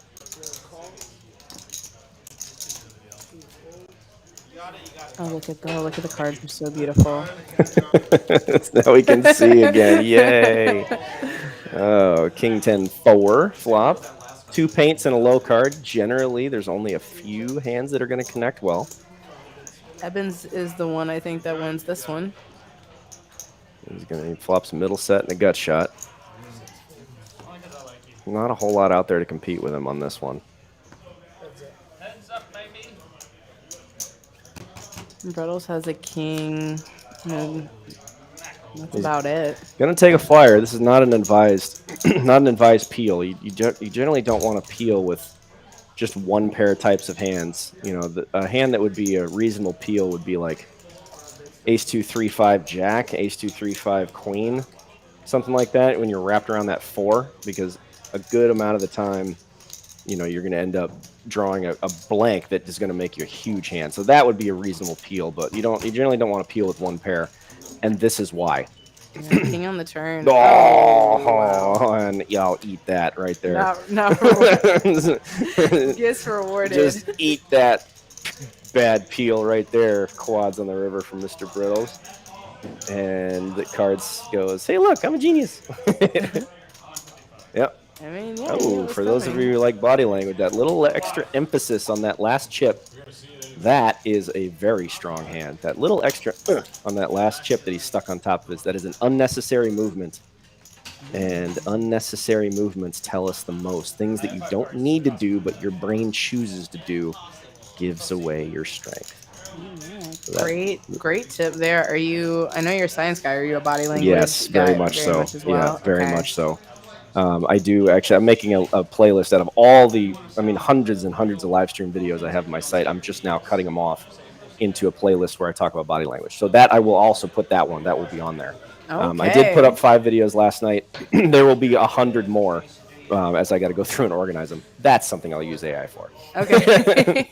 But yeah. So anyway, those are on my site. But for those of you who do like body language and want to see a little extra strong tell, that was it. Check that out. That little extra oomph click at the end of that extra chip. I'm gonna remember that, but I'm gonna throw mine as a reverse. Yeah, it's it's if you like body language, there's little tiny extra motions. It's the excess stuff, the things that we don't need to do, but our brain tricks us into doing. They give away our actual intentions. See, I am much more of a body language person than a math person. Yeah. So that's how I make it in this game. Well, I'll make the same point that I make with most of my clients. I'll say the same thing to you. Why does it have to be one or the other? It doesn't. We're working on it. Yep, doesn't have to be one or the other. Yeah. That is true. That's one of my favorite parts about live poker, actually, is being in person, seeing it's really easy when you're playing on the internet, playing on your phone, you're doing something else. It's easy to get rid of hands, but when you have to physically put the money in the pot, you know, I got to see you, you know, and I like seeing that personal. I like looking you in the face. I like looking people in the face and seeing what they really feel, you know? Yeah, that's absolutely a reason why I'm not very much of an online player. Yeah, I I'm don't care really for it. only a live player. It's just not the same. I'll do it. I mean, I coach plenty of players who play online. It's just not my personal favorite way of playing cards. It feels more like a video game than a card game, than poker. You know? Right. And I enjoy poker. I enjoy all of the aspects of it, not just the game itself.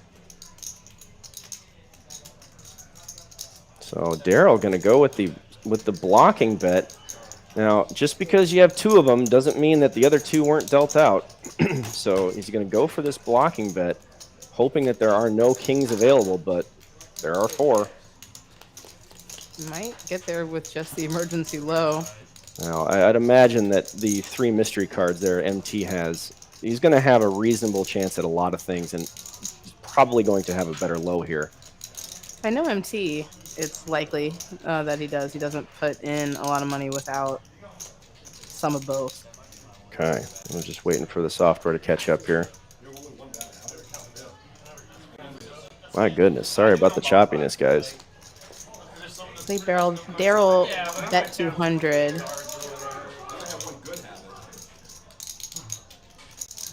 Now, any sort of low should be calling here because the raise went in on the turn. So if you have a reasonable hand like aces up and a 2-5, or even so much as a like ace 7, 2-5-6, or ace, even a 5-6 might call. And he's going to find a way. I wouldn't see what he has there, but ace, king, 9-8. Ace. A set of aces. Yeah, so the low, you were right. The 8-3 low is going to be good. And he decided not to believe him. He said, I don't believe that you have that straight. So there's another example that there are plenty of people who believe that blockers aren't real in this game. There's an example to help you out there, you know, to make your case there.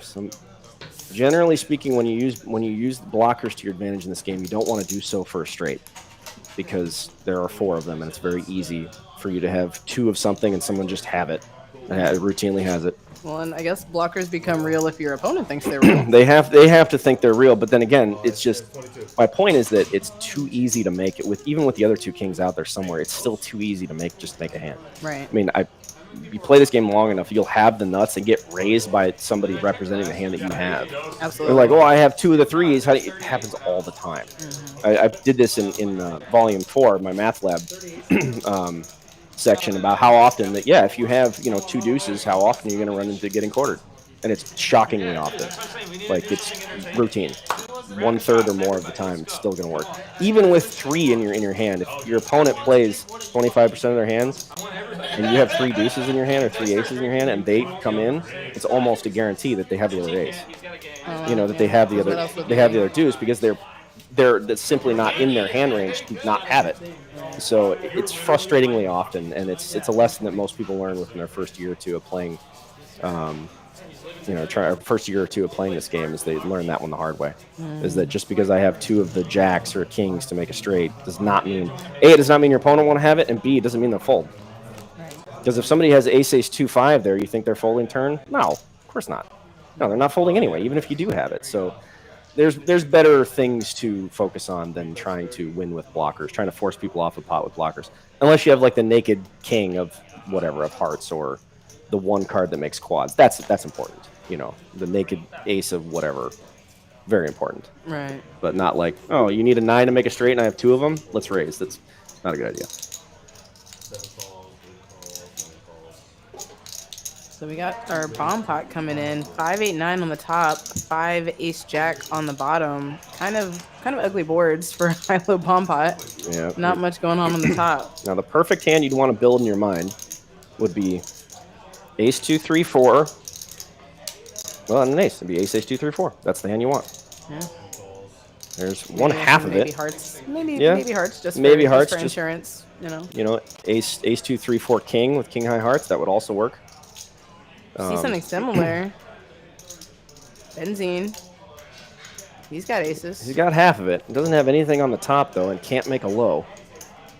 So you want to play for both pots. And I would say if you were to, and I have no idea what the equity would be, but the ace 2, 3 is going to scoop up a good amount of this equity. Now, doing double board is a whole nother matter of mathematics. That's a whole different problem. And I'm not going to pretend that I can call these percentages out, but having ace 2, 3 means that you're going to have the low on both boards should a low card hit either board. If a low card hits both boards, you're going to have a nut low on one of them. And since it is ultimate high, ultimate low, that's what you're looking for. So both those turn cards don't really change much. Big Hurt now makes Broadway, and he does have. He had the straight. He had the 7-6 straight. So now he has. He has bigger straight. Bigger straight. Yeah, it doesn't. That low is still going to be drawn to half the pot. Any low, that ace 2, 3, any low on either board, and it's going to make a powerful low and a winning low. There's got to be some weird combinations for the 2-4 to get there, but they're out. Is that worth going for in this split pot scenario? It could be. It could be if you have both players that are all high. You can do that profitably. However, you have no way of determining that and answering that in real time. You have absolutely no way of knowing if neither of them have a low draw. And Danny's going to go ahead and gamble on this and just hope that he is live, but you won't notice the difference. If somebody has ace, king, queen, 10 of hearts versus jack 10 versus ace 2, 3, 4, it's going to be playing the exact same way. So there's no way of determining if your low draw is live or if everybody has ace 2, 3. There's no way of knowing that. So that would be a guess, but it is. There's going to be 1 nut low, 2 nut lows. So Dennis gets a low on both boards, and the nuts does not change. Ace high straight is the best available high hand. That is rare for ultimate high, ultimate low. But now Danny's going to. I made nut low on either board, so it's all good. The 2-3 is actually the nut low. That is an 8-5 low for those of you who are getting a little confused by the graphics. 2-3 makes an 8-5 smooth. That is the best low. Where the ace 2 would make an 8-7-5 deuce. That is higher than 8-5 smooth. 8-5 3-2 ace. So that's where the low comes from. The best possible low will take half the pot. We play a lot of these high-low bomb pots. A lot of we play Squid Game bomb pots in our mixed game. We love doing Squid that. game? Somebody dies or what? Oh, Like, yes, a board dies. A whole oh, board dies. get out of here with Yes. it. Nope, nope, Yes. I'm out. Yes, Nope, we're doing it. nope, You're going nope, to be doing it no later. way. This is what we're doing. As soon as at 10 o'clock, when we sit down and play some Oh, 6-12 man. mix with our pink chips, this No, is what good you'll be lord. doing. You'll be playing Squid Game bomb pot. One board, just you throw one board in the trash. With the lowest river. Board with the lowest river Oh, gets good lord. thrown in the So, trash. do you guys provide the cocaine or do I gotta bring my own? It depends. If you ask nice enough. Gross. What are you willing to do? That is the question. No, not that. Not that. Well, Danny's so far the big winner here. That getting a half of everybody's stack, getting half the pot 3 ways with all the chips in the middle. That's going to be pretty profitable. You're generally gonna make about 50% profit there. Danny, I don't want to say that I'm surprised to see him on the top of the leaderboard because he is one of the best players, most experienced. But also, he's one of those that tends to have fun in the beginning and then get serious later. Yeah, get serious later I know if he the needs type. to. Yeah. So, Danny starting out ahead is interesting. Interesting for the game. Big Hurt also kind of towards the top of that, and Daryl been in the mix. Hanging on to a little profit there. You were going for the scoop, man. Okay, how much that? I couldn't. Well, he had ace. I was drawing that. You have to know you had aces. But I'd probably get the low like 60-70% of the time. I was confident about that low draw and then the nut low draw. Because no. It was only we were up against ace deuce, so and the aces are gone. So Make it look like we've been there before. We've done once or twice. We have company. We have a guest, so I'm just trying to make sure everything looks nice. All right, GG with a double suited aces rundown. Ace is 5-6 with a hanger. 2 nut suits. The other 2 aces in Brettle's hand. This will be fun. Hello. Sidecar battle. Absolutely. Brettles has the clubs and little baby diamonds with his. Yeah. GG's going to have both nut suits, spades and diamonds. This is going to be a battle of the side cards since the aces aren't going to play. These are fun. These two are gonna. I want to see a Jack 10. So neither player has a hand, and we'll see who can outplay the other. Oh, what about like 9-7 of diamonds? Ooh, 9-7 nothing there. Of diamonds would have been super Nothing. spicy. GG with a gutter. Nobody bet. All right, GG turns spades. You might see him throwing a bet now. I think he will. Yeah. Usually when your opponent checks through and you get a blank on the turn that helps you, it's generally not good for your opponent. That's a good time to take a stab here. That would make a full pot bet here. A lot of times you're going to get that through. Oh, Your Birdman's coming back. Yeah, your opponent can't draw to nut flush because you have it. So a lot of times you don't know if you're bluffing or not, but you're just going to take it down right there. Don't show him. Don't show what you're doing. Yeah. No. Oh, my goodness. Good for the Don't game. show your cards to better players. It's free information. Guard that information like it's your bankroll because it is. That's probably good advice. It's probably good advice. It's no fun. I'll take your word It's on no it. fun at all, but yeah, no, I preach this quite a bit.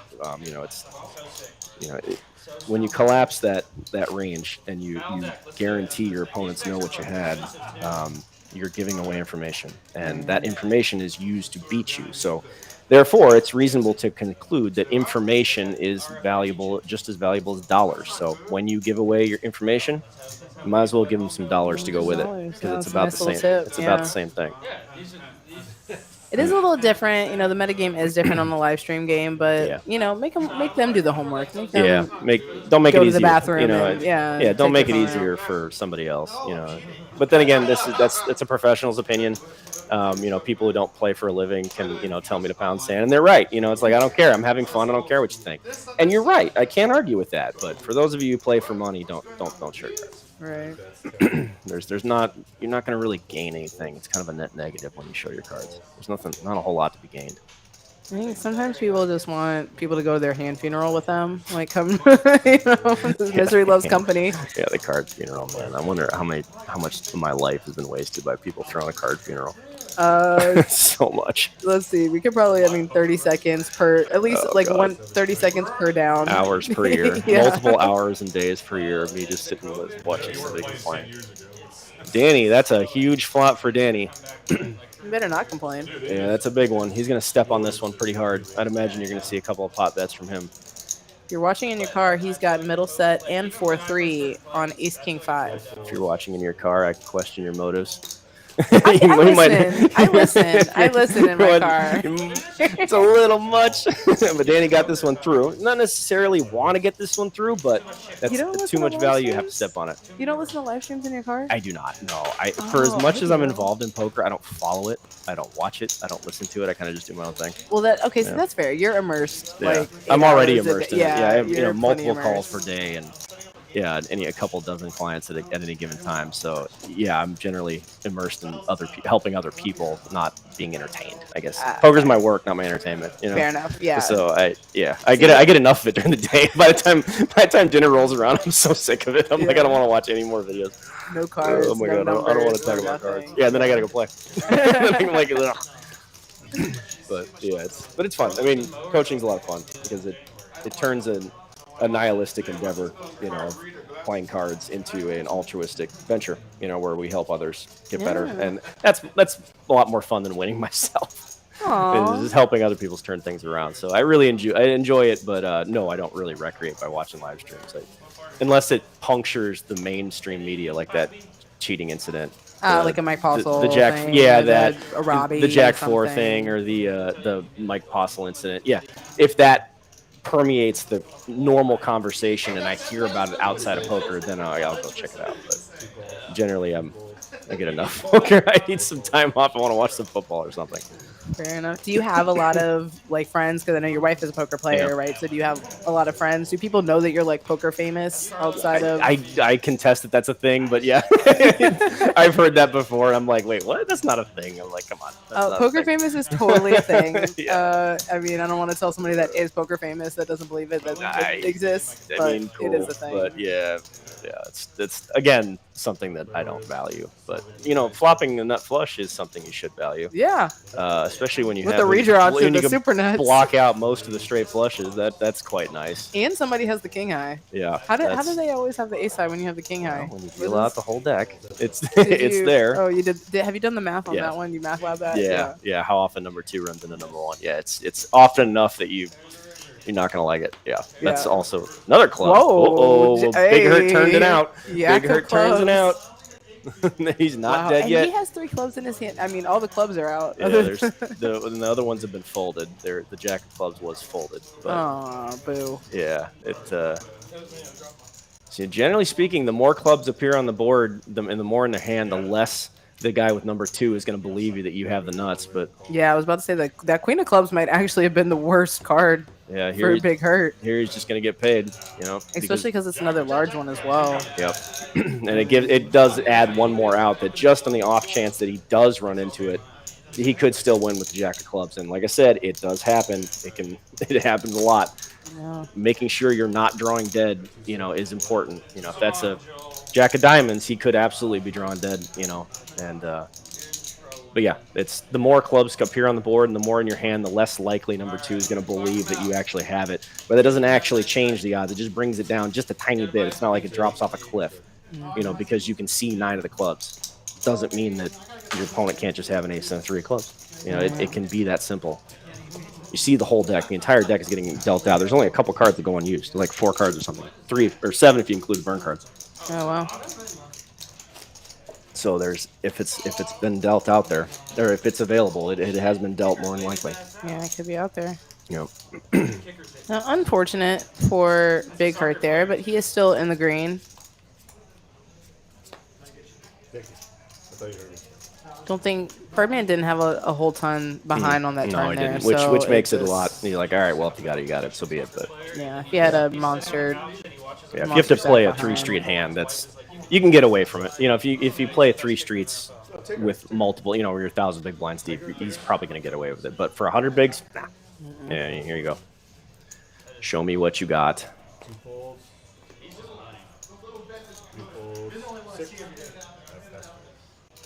Brittle's in the straddle with a Big hot dumpster fire. Yeah, we'll see. We'll see if he's able to see a cheap flop if it comes back around to him. GG. Everybody kind of floating in the middle here. Nothing. Yeah, nothing too great.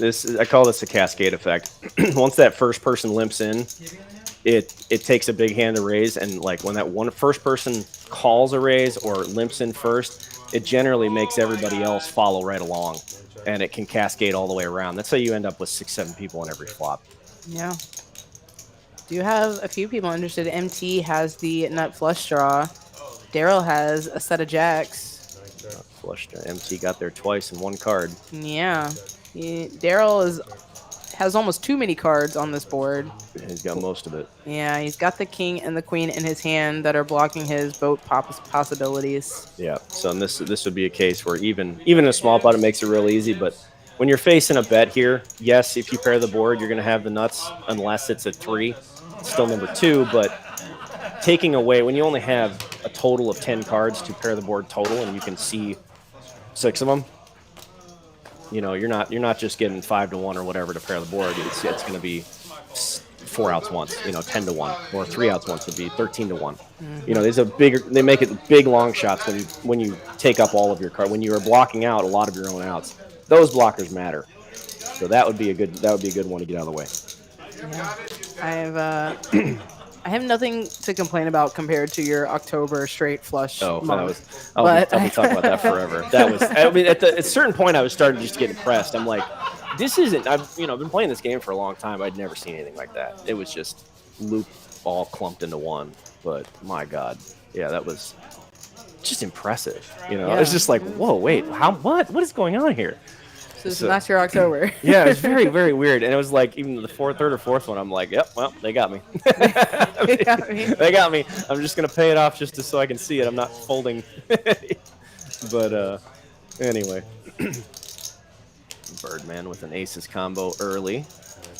Ace 997. This is generally, you treat this as a one-way hand when you have that type of hand, which will come back there. The ace 997. Treating that as like a one-way high hand, you're definitely not trying to make a low with that.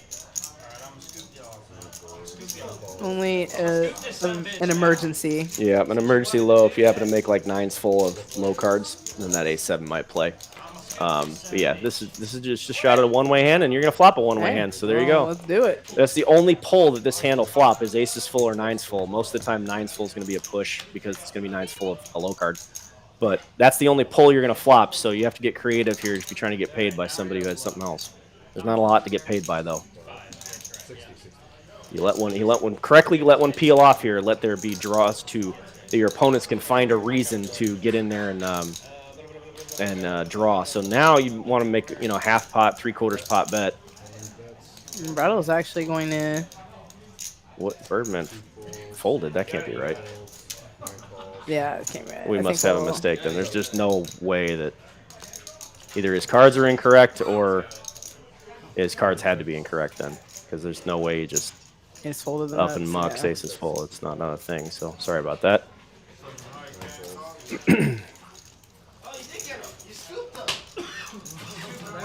Yeah, no hand for Birdman, so he must not have had aces. Yeah, I think that's it had to be incorrect. Yeah. Then. The reader was wrong there. It's obviously not how the game is played. I mean, you could fold the nuts, but I've folded there before, but not to one bet. You basically have to I don't know. You have to there's got to be a check raise and a 3-bet before I'll believe it. But yeah, you got to tell a story and it's got to be told right. I mean, people don't tell that story as a bluff. You can't blow somebody off aces full as a bluff, by accident. Yeah. It's like it's a next to impossible bluff to pull off. So when somebody does it, you're sitting there with aces full and there's multiple raises, or you get check raised after you've betting the whole way and then they check raise the river. Yeah, they probably got it. They probably have it. Still hard to let it go, but I've had that hand folded to me before, which that sucks. I had aces full, or I'm sorry, I had quads, and a guy, he bet the flop, I called down and then raised the river and nothing had changed, and he up and mucked aces full. I couldn't believe it.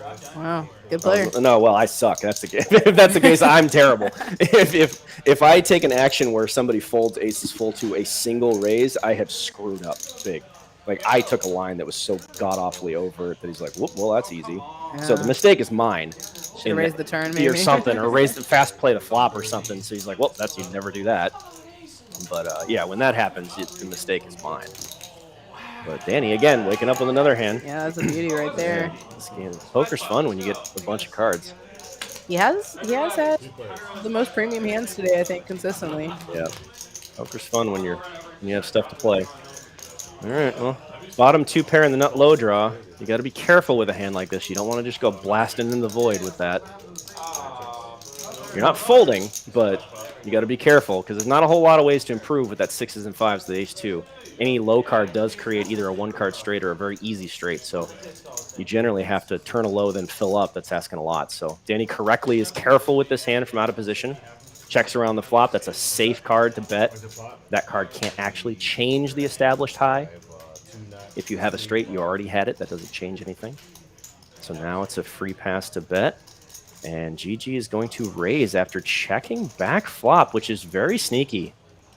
That's Danny's correct and raising his eyebrow like, what are you doing? Yeah, must have. What are you doing here? 8. I would assume is that last mystery card. It could be. It could be. I mean, it could also be another 9. It could be an 8, but yeah, it's a weird thing to check back a straight here. You know, this is generally, if that's the case, he has to have an enormous hand like ace 2, 3, 7, 8 of spades. And that's a tall ask. That's a tall ask, and it doesn't surprise me at all that Danny hasn't folded yet. Yeah. It's a specific hand, but Danny's also not blocking any of those cards. That was my next point, is that he doesn't have any of those cards. If Danny has like the 6 of spades in his hand, the deuce of spades, you might not get away with this. But then again, you might not be, quote, getting away with anything. I guarantee you that Danny is thinking that, hey, even if he has it, there's not a whole lot behind for him to win anyway. Right. So being out of position, that's a pretty good fold. I'd have probably made the same play, and Danny was right to be suspicious of that line. Yeah, that raise does come on very strong, especially when he's really hoping to just catch a low card for the low at that point. Yeah, 6-5 is not. Yeah, it's not. The high hand's not very strong. Which is, again, it reinforces the point where I said you don't want to just step on this on the flop when you have bottom 2 pair and like a 6-5-9 or like a 4-5-10 or like just similar boards like that where there's already a straight available. 6-5-8, 6-5-9, 4-5-7. That bottom 2 pair does not play very well. And your hand wants to see the turn real bad. Yeah, and you want to see the turn really bad. So a lot of times you're going to see players do exactly what Danny did, especially from early position, is to check and allow the hand to play out, and you can see what everybody does. So because if all hell breaks loose, it's actually a pretty easy fold. Right. If there's a pot and a repot and somebody's all in, it's a very easy fold with bottom 2 pair and the nut low draw. But if you bet, you might talk yourself into doing something stupid. So it's generally good to just let's see what happens behind you. Get more information by checking when you do betting, actually, which is kind of ironic. Usually you get more. It's like backwards, right? It seems counterproductive. Right. You could get more information by doing nothing. But I appreciate that compliment there, Amanda. I enjoy the commentary. Commentarying. I do enjoy talking about this game and giving people reasons to love it, fear it, hate it, or whatever. But I sure do love it. Yeah, Greg has tons of interesting perspectives on not just this game, but just poker in general, the mental game, lots of fun stuff we've gotten to talk about. So thank you. It's been great having you here. Some of my favorite clients are the mental game clients, actually. I teach professionals that play for a living regardless of what game you play, and mental game and like career consulting. Those are my favorite people because people that play cards for 20 years and hit a wall somewhere. I enjoy it a lot. Yeah, you got to go deep in the tank to access some of that stuff. So yeah, it's fun. You can. It's not very often you can change people's lives in poker, but coaching can do it, and it's kind of fun. I enjoy it. Brettle's in kind of a weird spot here with an ace high flush draw, 2 pair, and some gutters, and a lot of something, but not a lot of it. You know, not a lot of the hand. And some of you Hold'em players out there would be like, "How do you fold that big of a hand?" Well, any just 1-7 has you in a lot of trouble. Big trouble. We don't want to draw two soft hands, being the draws, straights and flushes when there's a paired board in this game. Yeah, when your opponent only has 2 cards, it's unlikely that they have a 7. When they have Right. 5, It's different. It's much more likely than not. So on that topic, if you're heads up against one player, and I'm going to just use the middle of the road here, the average. If you're heads up against someone you flop a paired board, the chances that they have trips or better is just under 20%, about 17, 18%. Heads up. So not very likely. You can comfortably c-bet paired boards against one player. Against 2, it can be in the mid-30s, mid to high 30s. okay. Against 3 players, it's about a 50-50 shot.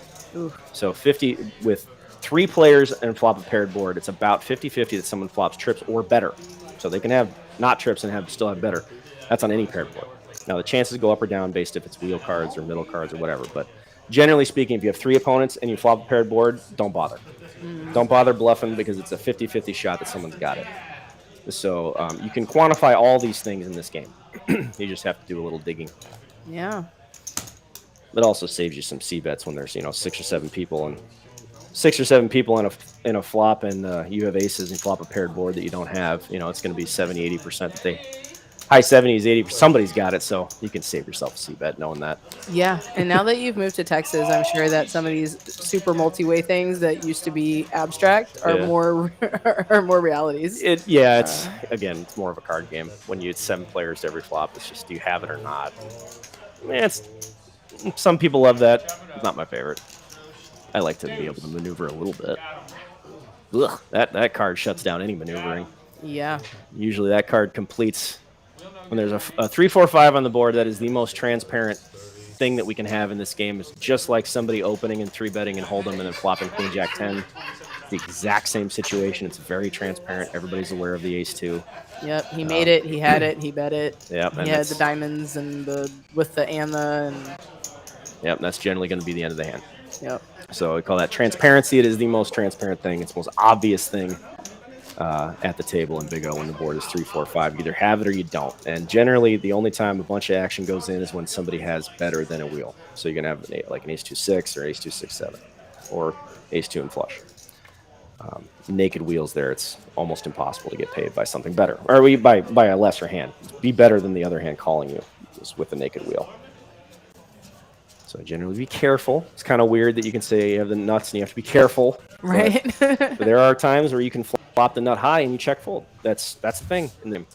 So there are times where that's correct. And I know what I just said is blasphemy to all you Hold'em PLO players out there. I know, it hurts my heart. It hurts I know, our hearts there to are hold our times straights. where we flop the nuts and it is correct to check fold. It hurts. It sucks, but it is. Math does not have an opinion. It just is what it is. Yeah.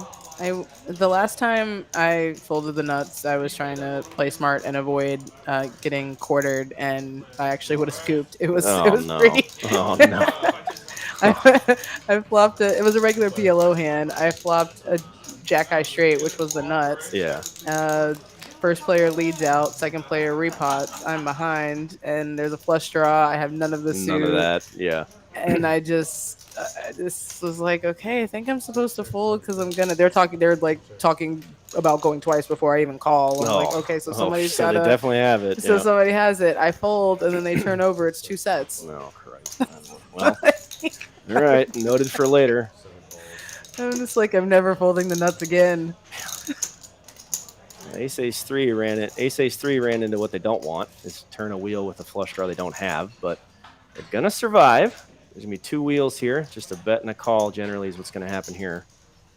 Most people don't raise when you have just a wheel. You don't want to go, oh, okay, well, if I have a 6 in my hand, you're going to get potted back. So bet and a call, very standard. Yep, just chop PG this. was free-rolling those diamonds down there. He was, yep. Free-rolling a 5, deuce, or a diamond. Yeah. For 3/4 of the pot. Yeah. Doesn't get there, we'll have to settle for sharing with Eben. No downside. Chopping the pot generally is not, there's no downside, and I know some people out there are like, oh, I want to win pots. Well, yeah, we want the whole thing. We're greedy. Yeah, and I always ask the same question. When I don't like to chop, I want to win pots. do you want to win today or do you want to win lots of hands? These are different things. You know, do you come in today to leave with more money than you showed up with, or do you just want to win a bunch of pots? One will lead to profiting, the other leads to winning. They're not the same thing. So, what do you really want out of poker? You know, what do you really want out of poker? Do you want the action? You want the action? You want to win pots and want to win a bunch of hands, or are you trying to profit? Yeah, that was almost. I mean, remember when you first learned how to play poker and like all you had to think about was learning how to win hands? I'm gonna that win was hands. yeah. I'm gonna win lots of hands. Well, It was almost amazing. It was beautiful. It was like so pure then. But we do have, you know, we've grown up and we have bills to pay and other things to consider. Yeah, and just it's you know it just depends on what your goals are. You know, if your goals are, you know, I'm just here to recreate, then go ahead, have fun, do whatever. But you know, if you're really serious about the game, you want to profit, then we worry about profiting, not winning. I think that would actually be like a fun stipulation stream, right? You have some sort of prize or reward to whoever wins the most hands. The most hands. Streams. Yeah. Oh, that would shake things up a bit. That'd be snow globing the whole live stream. Just here, make sense of this. This is a bounty for who wins the most pots. That boy, that could. I'm gonna keep that in my back pocket. That could be fun. That could be fun. Let us know in the chat if you would be interested in that kind of game. That sounds really fun. That's just call it landmine poker because that is a. Whoa. Yeah, that could be fun. That could be a lot of fun. Yeah. Big and then we would definitely, even within the game, I forget what they call it, but there's a game where like there's like a little, some sort of totem in the pot. And if you win 3 hands in a row, like you like the first one, like you win it. And then if you win a second hand in a row, like you like you start having to pay penalties. Like people start. It's like a rock with interest. yeah. Then you win the 3rd hand in a row, and it just like keeps going up, scaling up how much they have to pay you. Sinister Garden says the same people that complain about chopping pots and PLO are the same people who rip 2K on the flop and then ask to run it twice. Yep, I say the same thing. I'm like, what? You guys just want to chop it now, or what'd you come here for?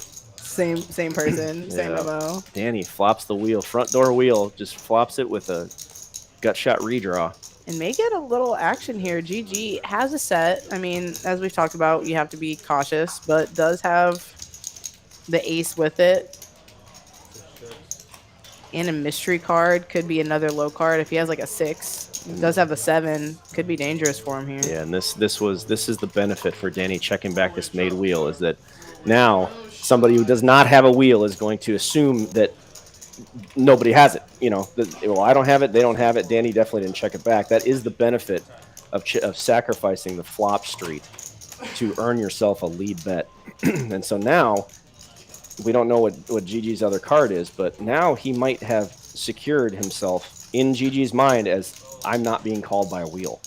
So you could get 2 extra bets out of a hand that would not call 1 bet that way. That is possible. Is that a real 3 on the But river? when you make quads, he's probably gonna jam it in your ear. That's a bet that says I want to be called. And now the board paired. I doubt Danny's gonna raise here. I really doubt it.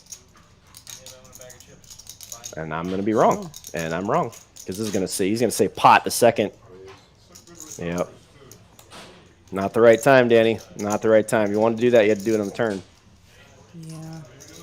I will say, considering the Houston metagame, there is a chance that some players may be leading out a little weaker than they should be here. Oh, I'm sure. I have to acknowledge, I do not know these players. I don't know their tendencies. I don't know what they're doing with their dynamics. And that must be wrong, because there must not be a 3 on the river. Did we ever look? Did we see?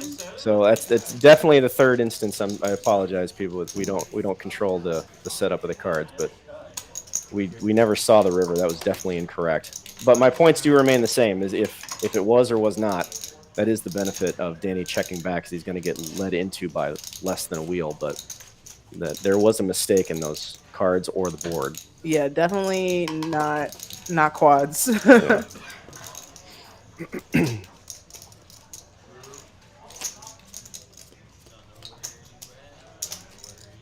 So what do you have coming up through the end of the year? We're heading back to Arizona for Christmas. Trying to get our house ready to either rent out or sell it, whichever we're going to do in Arizona. And that's a decision. yeah, we're going to get a place out here. Well, not out of here, in Texas rather. So we're going to spend the next year find the place we love and probably renting our home out in Arizona and staying here. Okay. So, yeah, you got any Christmas plans?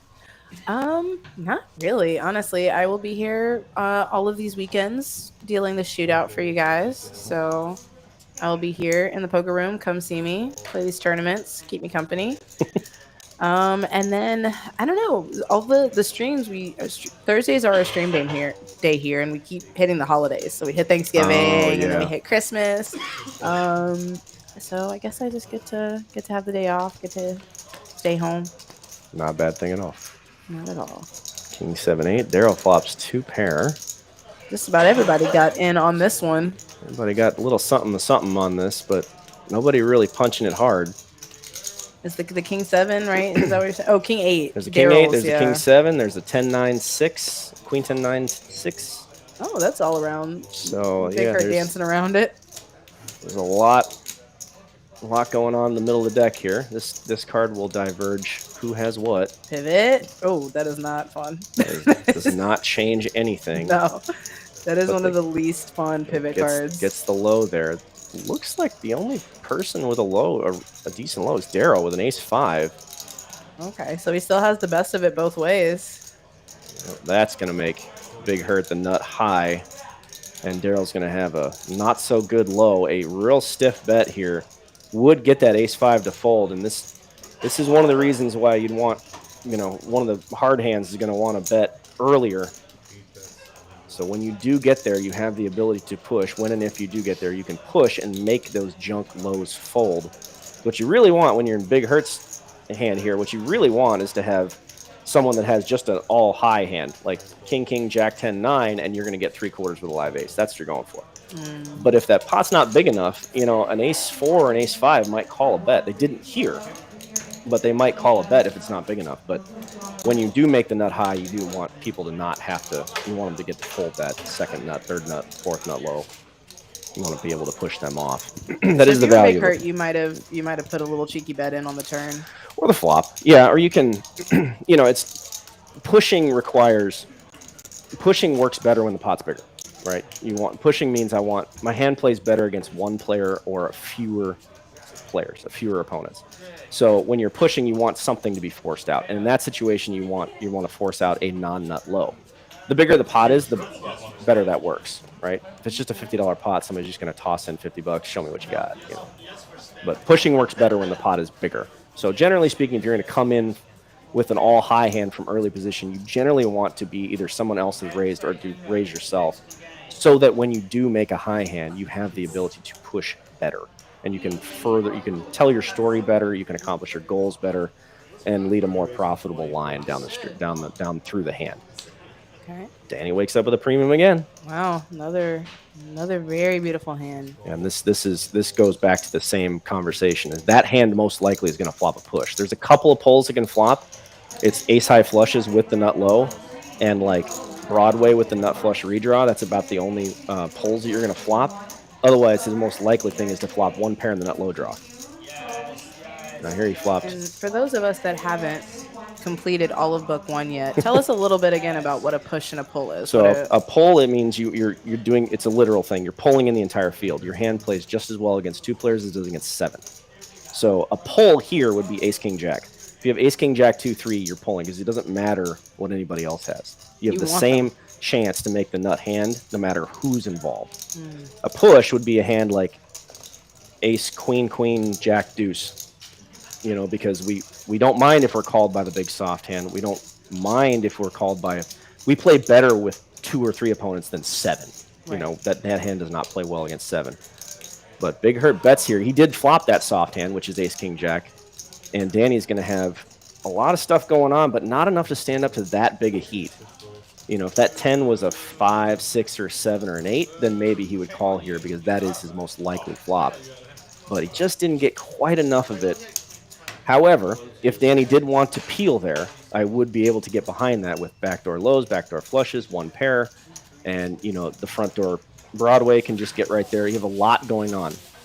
If you peel on the flop, you have to be prepared to call a bet on the turn, because if you get a card you like with Danny's hand there, it's probably not going to change the board, meaning your opponent's going to continue their action. So you can't just contemplate calling one bet. You have to contemplate calling 2 subsequent pot bets. Right. And if you're cool with that, then fine, go ahead and float. But what you don't want to do is float this flop and then fold when there's a 7 of spades on the turn, Right. or fold when there's a card that improves your hand, which won't change his, meaning he's probably not going to change his action. Right. You have to make that decision going into it, knowing on the flop. Yeah, knowing that if you peel, the card you like won't change the established high, thus meaning your opponent is likely going to bet again. Now, if they don't, that tells you a lot about what they're betting with, which in that situation, if they're betting with the ace, king, jack, and the turn's a blank, some players would check, and thus meaning you get that free card that we were talking about earlier. And so you can gamble with that if you want, but if they bet again, it's probably the hard hand you're going to need to make. You need to make a 5-card hand to beat that. T raising. He's got aces with a 10 and a couple mystery cards. Couple mystery cards. Our sensors aren't quite catching these. This happens with 5 cards sometimes. This software was not made for 5 cards. It was made for 2.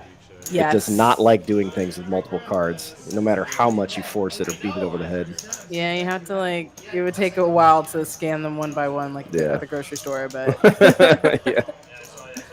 Rob, thanks for stopping into the stream today. I appreciate you. Uh-oh. I wonder if that mystery card's a spade now. That could be super spicy. We'll find out.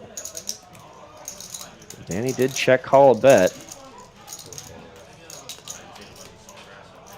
Doesn't change anything. Now, if Danny check calls flop, he should be check calling turn. And naked ace it was. You have to tell that story. You have to tell it right. And betting turn and checking back river, that's not going to get it done. If you're going to do that, if you're going to bet turn, you have to follow through on the river. Now, if your opponent calls you down, so be it. That's on them. But if you're going to tell a story, you got to tell it right. And against a better player like Danny, you would damn well better tell that story right. And he still might call you because he's good. Yeah.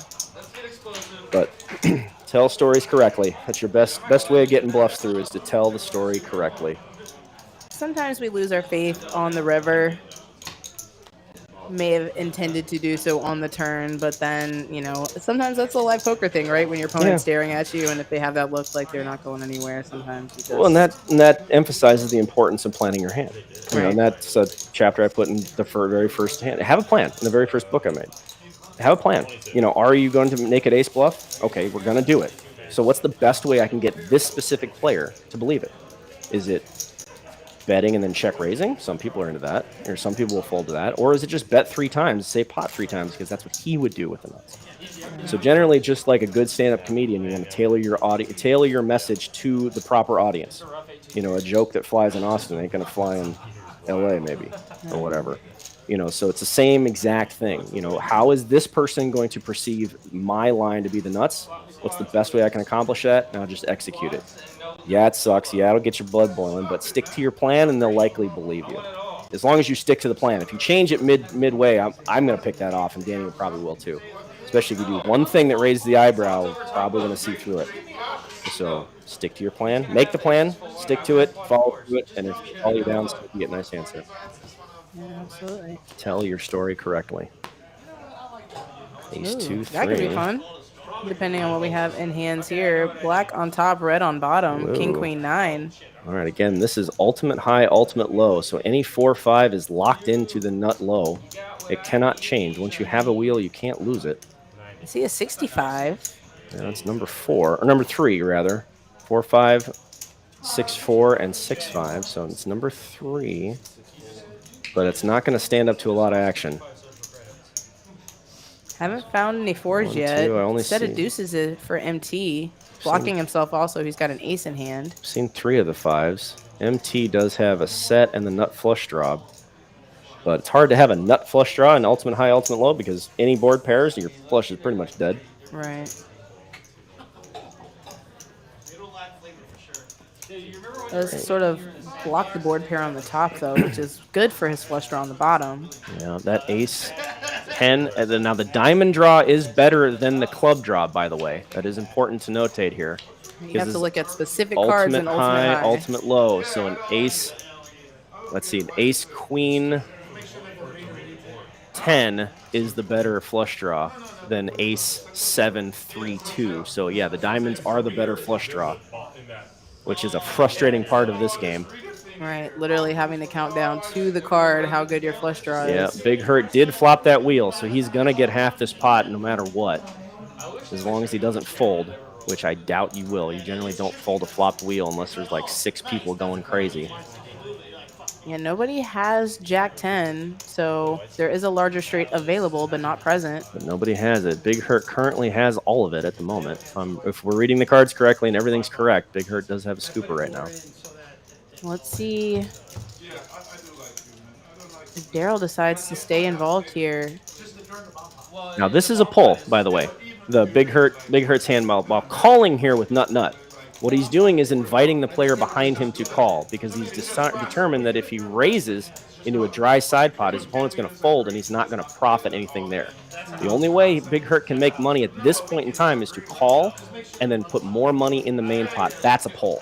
Yes, fantastic pull for Big Hurt. Yep, because if he raises and that guy folds, you're not going to profit anything at all.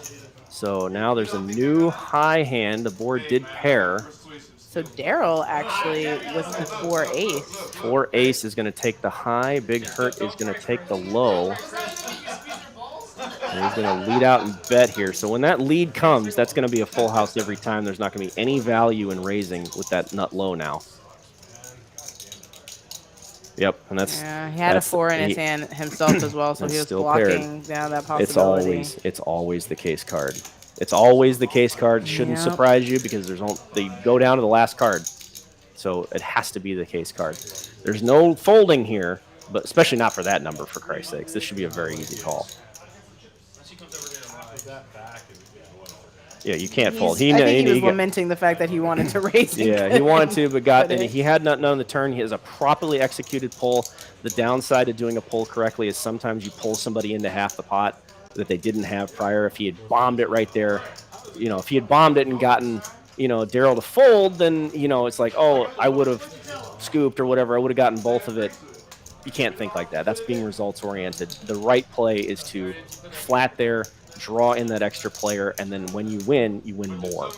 When you chop, you're just going to chop anyway. So it opens the door to a larger profit line. And it is correct, even though it sucks. I know it sucks to pull somebody into half the pot. It feels bad, man, but that is the most profitable option right there. Especially if those rivers, it's like sometimes in a bomb pot, you just want to reach in and flip the rivers. Yeah. An analogy might be like having the nut high on the turn and then flatting with a low draw available when there's players behind you.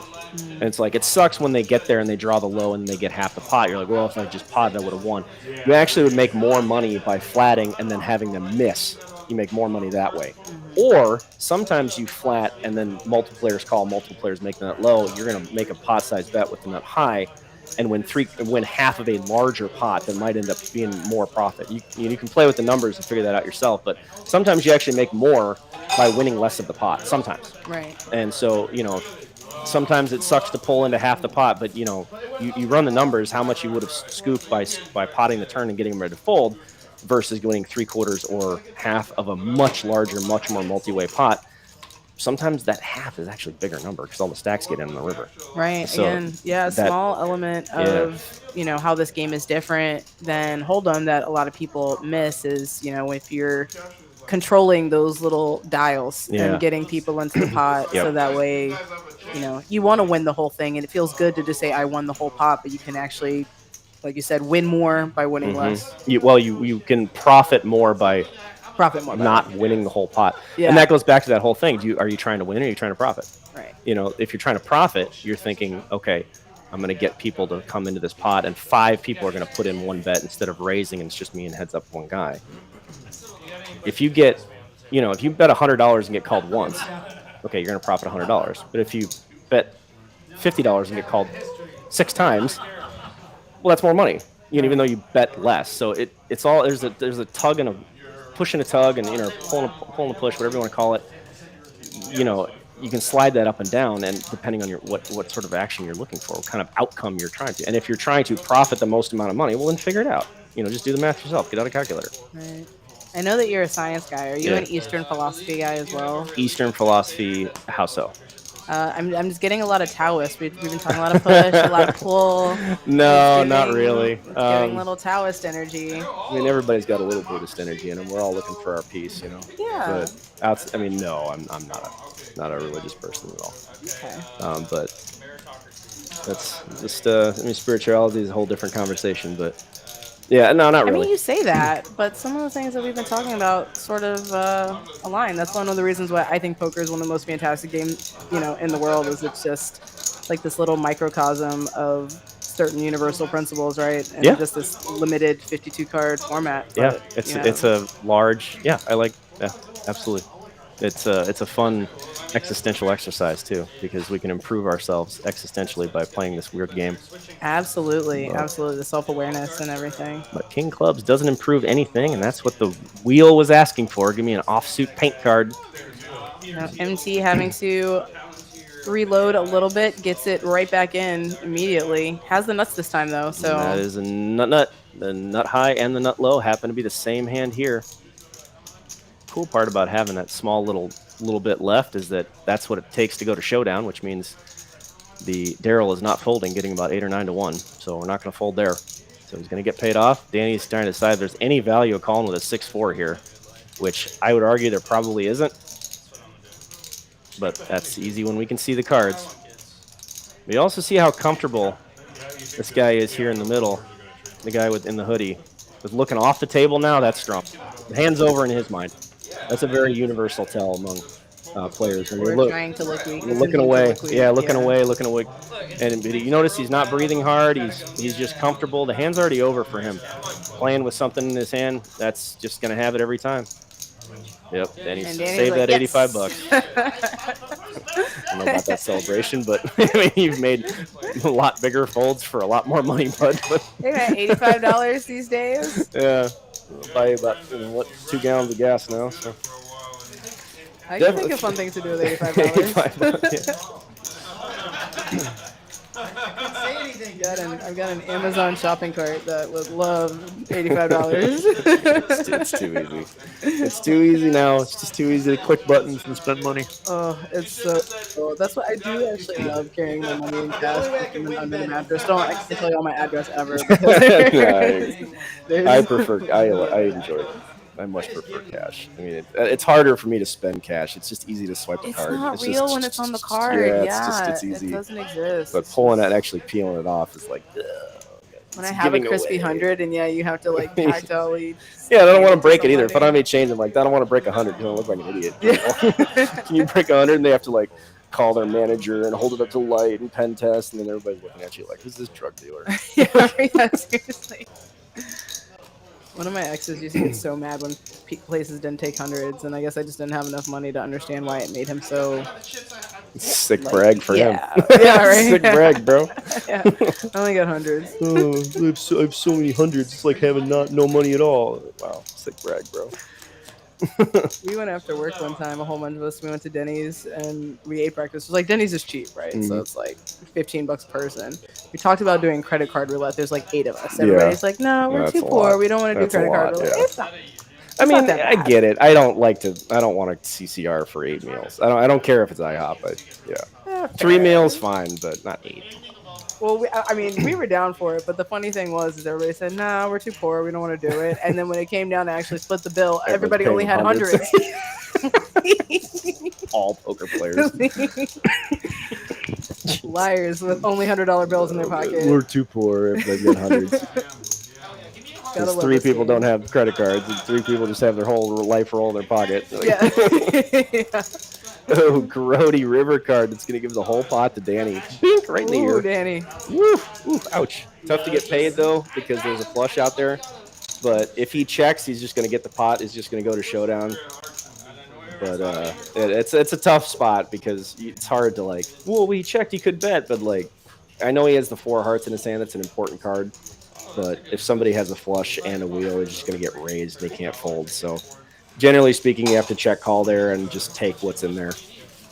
There's not a whole lot. It's hard to lead. Once you change momentum there and lead out on the river, you're not getting paid by less. Even if you just bet like $25, less is not paying you. So it's in that situation, your opponent might bluff some of the time. So if you check it to them, they might bluff with a hand they wouldn't call with a fraction of the time, but that's a non-zero number where if you lead, it's going to be a zero number most of the time. Yeah, it's So gonna go they will straight to be the muck. a lot of times it's just higher profitability just to check, and hopefully your opponent tries to bluff.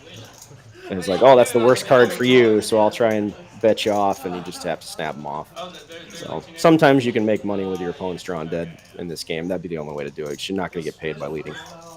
Yeah, every once in a while, if they really don't have anything, Yeah, sometimes. try to turn something into Yeah, nothing. there's a lot of players that will on a nasty river card like that, a 3 of hearts, a nasty river card. They'll bluff, especially if they had an ace 3. They'll assume that their opponent did too. So sometimes you'll get a bluff out of people there, as long as you I check. have to beat him up. I have no chance. Like if he comes into my paint, I will hold on his arm, hang on to him, and stuff like that. Very loose. Hit him in the nuts real quick. Only they may be talking about playing some basketball or something. All right. Oh, we don't have any. Whoa. We got all a bunch of mystery cards now. Well, we got a pair of threes. That's the nuts as far as we're concerned right now. Jack 10x Rainbow. It's a huge flop for PLO, not so much for Big O. Yeah, shouldn't really have too much interacting with this board unless you got ace, king, queen. Yeah, usually the first person to stab at this is probably going to win after he gets checked around the flop.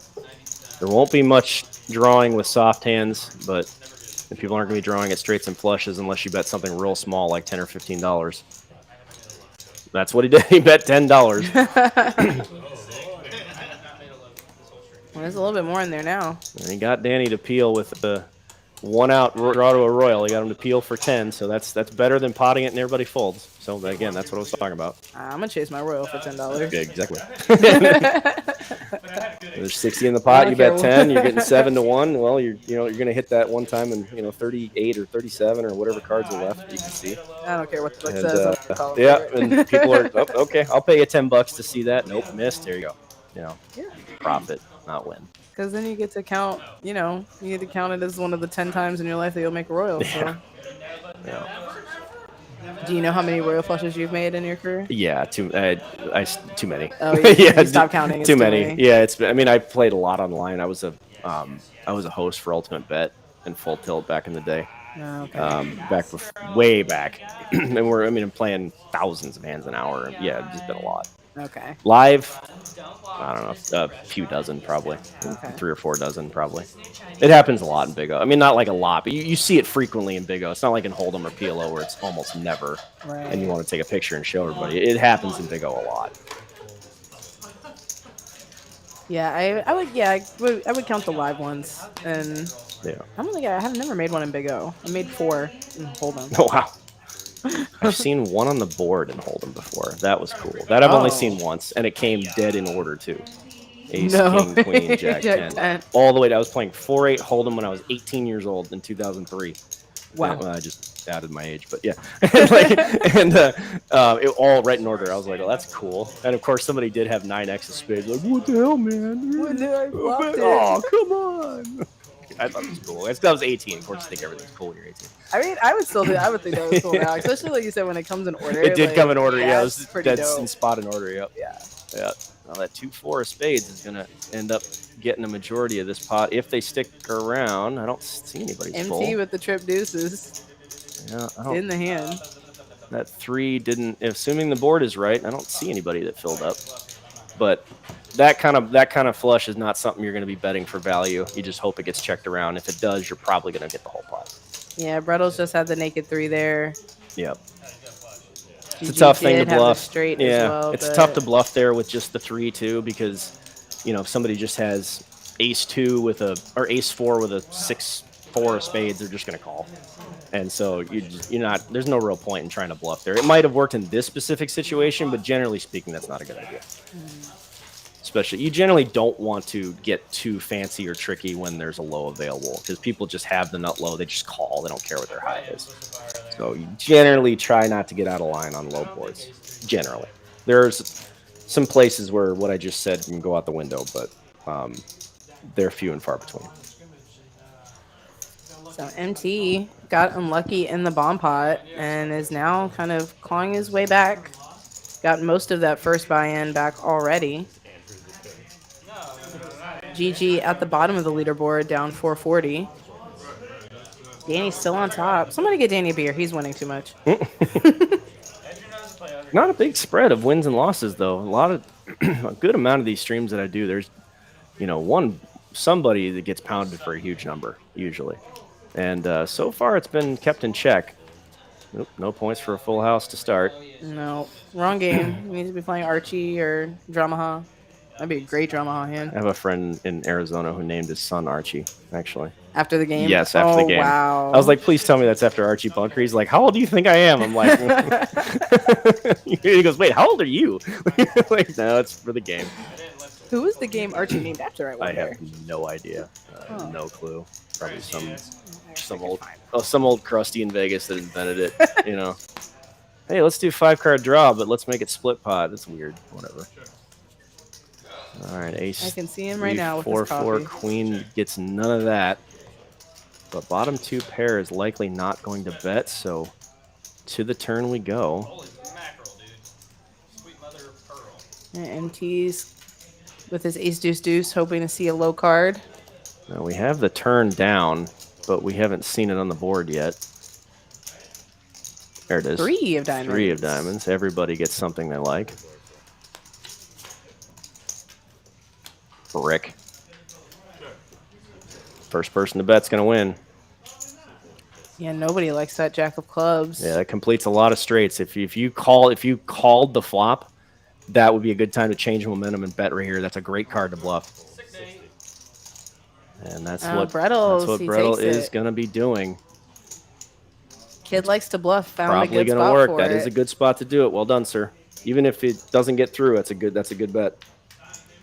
It'll get through. I don't quite understand why you would be calling here with 9s and 8s. That would generally be a losing call a vast majority of the time. But if you might be thinking about making a bluff here, or the cards could be wrong. We've seen it 3 times now that the cards would be wrong. But he did throw in a call. Let's see if we got the cards wrong, because 9s and 8s are a really weird call.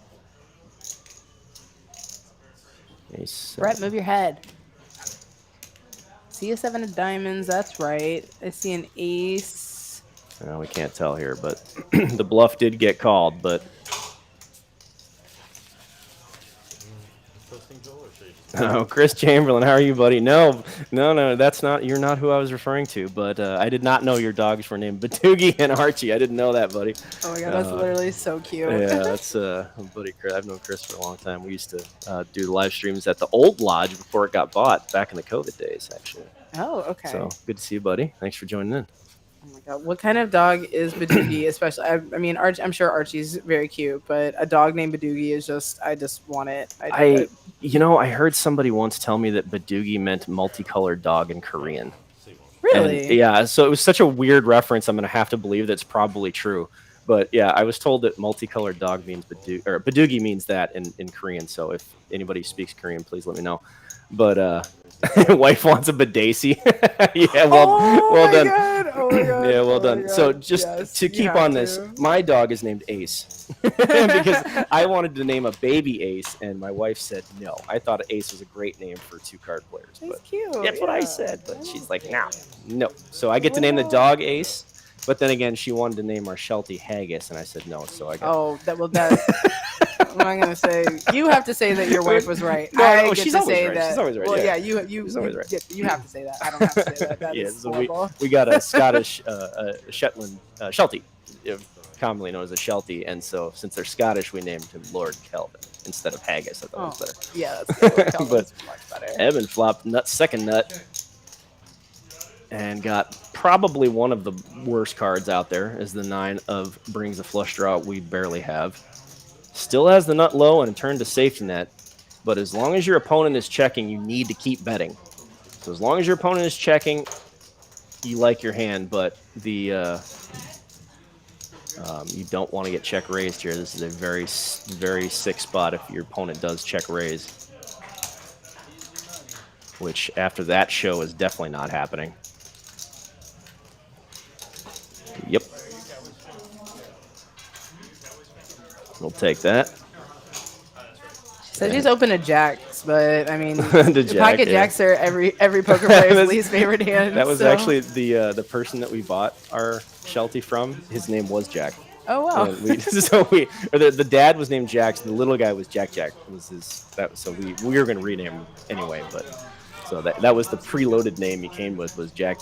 So we're like, no, this is Sheltie. He's Scottish. Yeah, he's Gotta have a something Scottish name. proper. So his name's Lord Kelvin. But I guess that Chris now thinks that the Korean meaning was correct. So I hope, I hope that was good information I got 20 years ago, but I've been saying it for 20 years, so I hope it's right. Yeah, that is so cool. Because someone just randomly out of the blue be like, oh, that means multicolored dog and Korean. I'm like, well, that's a pretty good name for the game then. Okay, because that's what we're going for, all 4 suits. Yeah. So, I've been regurgitating that for 20 years, so. It seems to make sense. We have a nice Korean population Yeah, typically cool. amongst the poker players. Yeah. A lot of The Korean person players, told me it was Vietnamese Korean. players. She was great. So Okay. I just assumed she was great.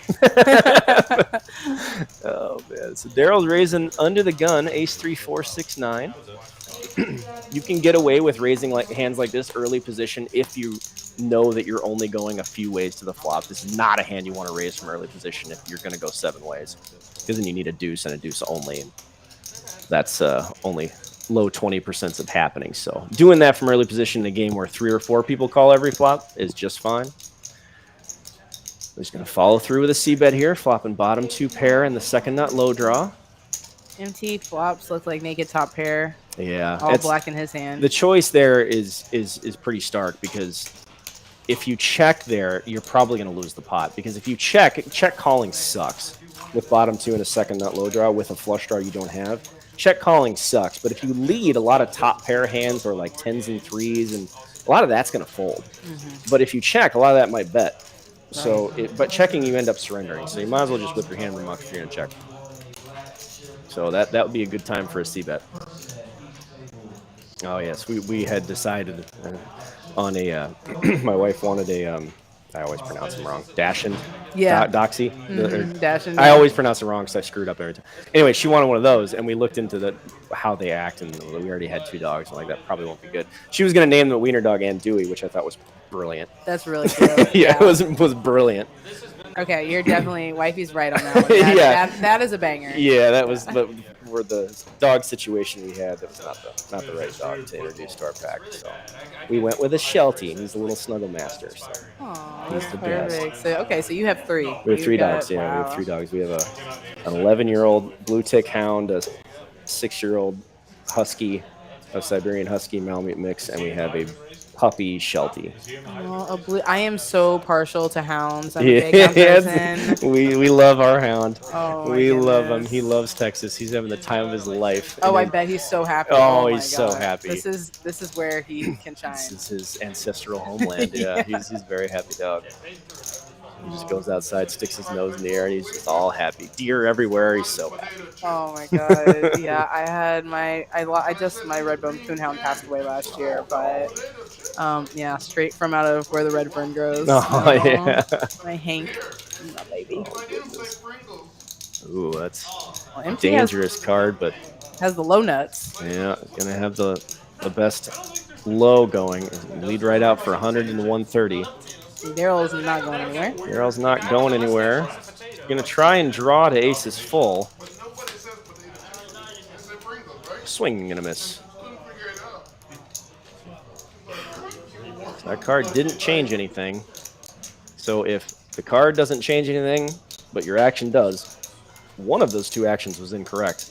So in this context, that means the call on the turn would be incorrect. So if he's going to check fold here, the answer was not to call the turn. If you're going to check fold on a card that doesn't change anything, we probably made a mistake.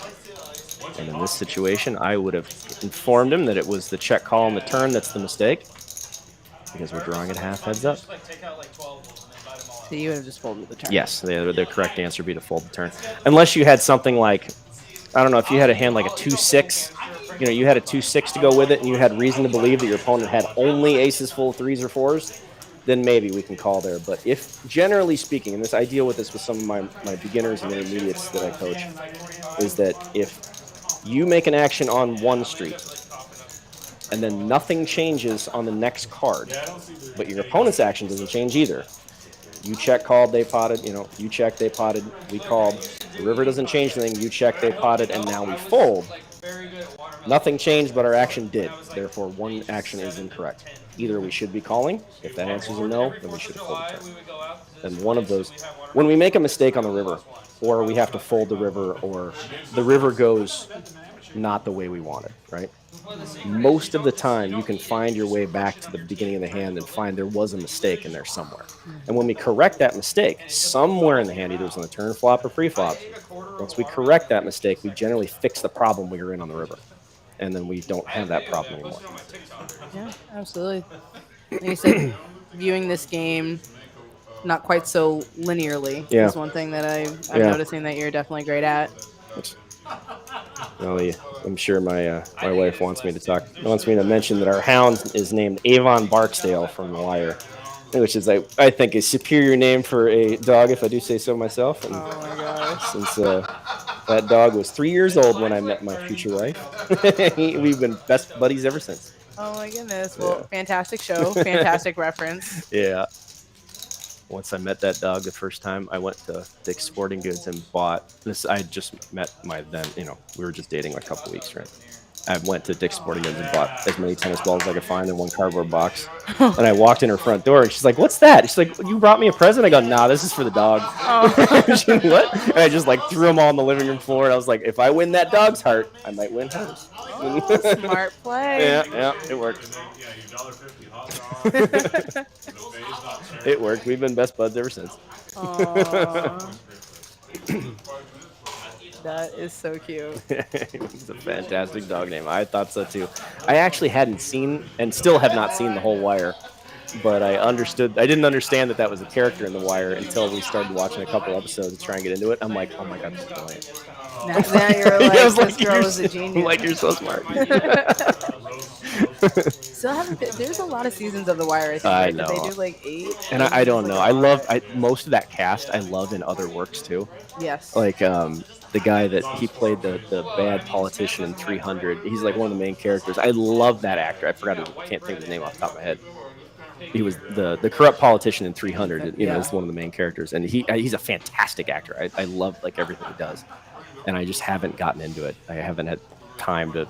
It takes me like a year to watch a season of anything. It just takes forever. So when I know there's 8, 9, 10 seasons of something, I'm like, oh god, no, this will take me the next decade. I think I could you're like a math or you're a game person. So I actually relax by playing games quite a bit myself. So it's sometimes it can be hard for me to just sit and watch a TV show and literally do nothing else. I almost need something to do with my hands, like TV's knitting for or falling something. asleep. It's not for paying attention to. I have to be really, really sold on the story, but that's why I don't do series that much. Right. I maybe watch a movie every once in a while. It's a time thing. If your episodes are 18 minutes, I can get through it. But if you're talking 20-something hour-long episodes, it'll take me a year to get through one series. What a flop for Evan. He's going to have to proceed with caution, though. There's a lot of juiciness on this flop. Yeah. This is a dry top set. He only has. Well, wait. He can't have the Queen of Hearts. Queen of Hearts can't be in his hand because it's on the board. Sorry about that, folks. That's again. These readers do not like multiple cards. And we know we'll see what he does have. He may have something up here. Another heart on the turn. Neither player is likely to have 2 of them. That was a check fold immediately, so apologize about that. There's something up with the card readers. We've had this problem a couple of times before, so bear with us. Sorry about that. That part's not in our control. Yeah, Evan likely had just the naked aces there, maybe 1 queen. Yeah, once there's... when I do this up in Dallas at you guys, the production crew in the window here, they'll poke through with an index card. They'll just hold up, hand 94 or whatever has the wrong card, and it's just just knock on the door and stick us a note. Just can't bother to stand up and say hi. They stick us a note here, and I always laugh. I'm just see a yellow piece of paper there's just a card gets handed over the wall. Did you see me on This is going wrong. Oh god, okay, well. Yeah, we do our best here, but we are, when I say broom closet, I mean it basically literally Yeah. is a little broom closet with a window. We can see our action tracker just barely on the other side if we like crane our necks maybe, Alright, but I'm doing Yeah, this we one don't for you, have we Miles. don't have access to the mainstream though, just like everybody else. Shout You know, out to we don't David, we everybody. don't see the Everybody cards. that We're plays on on delay Legion just for like you guys are. That's the best yeah, floor we in are the seeing No this universe. exactly at the same time that you guys are. no So shenanigans here. Evan has a good one. 7-7 queen. That's all the sevens. Yeah, definitely good hand pre-flop. Not that exciting maybe on this flop. Yeah, that is. Now you gotta get creative to get paid here. Unless somebody just comes firing right out into you, then which that's what happened. Zero Hoping that comes somebody out has betting. kings. Yeah. So there's unfortunately there's only really one option here. You have to just flat and go to the turn, which when you end up stepping on it on the turn gives it away. There's not a whole lot more you can do here because your opponent just can't have much. The only thing they can have is kings full, and I mean you'll find out if they have it. But check, you know they don't have much. You gotta hope that they made a straight here and make a value bet that a straight might call, but that's not your only option here. If I was playing here, I'd make a bet of about, 55, 65, somewhere in that neighborhood. Black chip is not going to get paid off Yeah, for a sure. full pot size bet. You're hoping that your opponent river 10's full. That's the only reason that you would do that. Or if you're trying to get check raised, which very few people bet flop, check turn, and then check raise the river without exactly king's full. And even then, it's unlikely. So you have to get real creative to get paid there. Maybe even like do some weird down bet on the turn. So he called, I don't know what the number he was. He called on the turn. But then like when your opponent checks you after betting it, and then bet like $15, something really weird that sends them on a wild goose chase. Doesn't mean anything, but they might think it means something that it doesn't. So you send them on a wild goose chase for a $20 bet or something, and they're like, wait, what?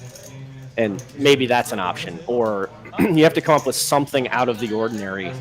Is like you make some weird down bet, and they might check raise you with air. You have to do something out of the ordinary. If you check it back and then pot the river, yeah, it looks a little fishy, but what are you going to get called by? You have all this. It's not, your opponent can't have kings full. They can't have queens full. So it's like, what are you hoping to get called by? Ace jack. Maybe they might make a crying call. Maybe there's not a lot of paths to victory there. There's a lot of paths to winning a small pot, but not a lot of paths to getting paid. Sometimes you do weird stuff. Sometimes people just decide to check raise you with slop. They don't know because they don't understand it. Yeah. And you see that in PLO a lot. The last time I played Hold'em, I actually got somebody to ship it all in with air because I made a down bet on the river and they didn't understand what that meant. Because I knew they had missed, and we're playing Hold'em. This is just Hold'em. And this person had never seen that. There's 500 in the pot, and I ended up betting $35 in the river. They didn't understand what it meant and just shipped it in there. And so he wouldn't have called a bet, but if I did that and then he shipped his stack in, well, now I can stack him. So you have to think a little outside the box in this game. The cool part about it is once you learn how to do it, it transfers to other games, and people aren't aware of it. And people don't see those kind of things in PLO and Hold'em. And all that matters is the green or the red number at the end. It doesn't really matter how we do. There's not like one acceptable way to do everything. Yeah, that's one of those plays that must have felt pretty good by the end, right? Put a $35 bet out there, get him to I was shit. playing this just a tiny little 1-2 game while I was waiting for my Big O seat at SA Card House, and there was like 3 people just wide-eyed, like, what did I just see? What just happened? Like, that was weird. Yeah, creativity is gets paid in poker a lot. A lot of people like this flop. Yeah, interesting stuff going on. on. Oh, what a turn card. Yeah. Oh, man. So Big Hurt has the Broadway wrap. Yep. And MT. the nut has the Broadway wrap with the nut low draw. Everybody's got something. There's no way this gets checked around. There's no way. Wow. It got checked around, you sneaky. Oy, or nitty, I guess. I don't know. I think they were trying to be sneaky. Someone might have been trying to. That ace 3, queen 10 might have been trying to get fancy. But Eben's just gonna end up walking into trips. I don't see any. Nobody's got a flush. So Big Hurt has a 5 also down there.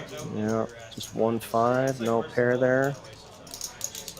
Ace 5. Eben has a couple mystery cards, so he could be full. Ace 5, 6, king 10 is definitely being tabled. Ace 5, 6, king 10. That is what. Okay, I don't see ace 5, 6, king 10 in anyone's hands. But that was the hand that was tabled. We didn't get to cut back over to Eben and see what he had. But kings, fives full of kings was the winner. But we didn't see that on the graphics. So again, apologies for the mistaken cards. We do not control that. Doing our best with what we got here. Still got we as long as we can see the flop. Yeah. That's where the money is. That's the money shot right there. I don't need to see the cards to call the action, but it really helps if people, get to see what people are playing. I can tell you what they likely have, but that's not as cool as what they do have. Sometimes mystery cards from a commentary perspective is actually more one, fun not just 10. one. Well, yeah. like one mystery card is fun. Yeah, one. We do need some sort of basis to work off of. Right. So again, sorry about that. It's like we'll have one more hand, then we'll have our ultimate high, ultimate low bomb pot. Those are so fun to me. Those are really interesting. I think the craziest hand I've ever seen was an ultimate high, ultimate low bomb pot, where a pair of 10s scooped. Whoa. That's hard to do. Yeah, that was a wild one. 3-6-6 the board here. Brettles has the 6 and pocket kings. Daryl has aces and 10s in the hole, so has 2 overpairs.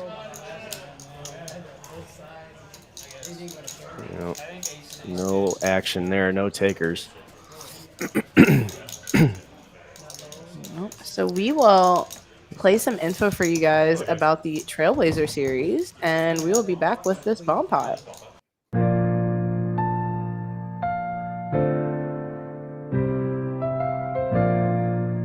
Names are on the leaderboard.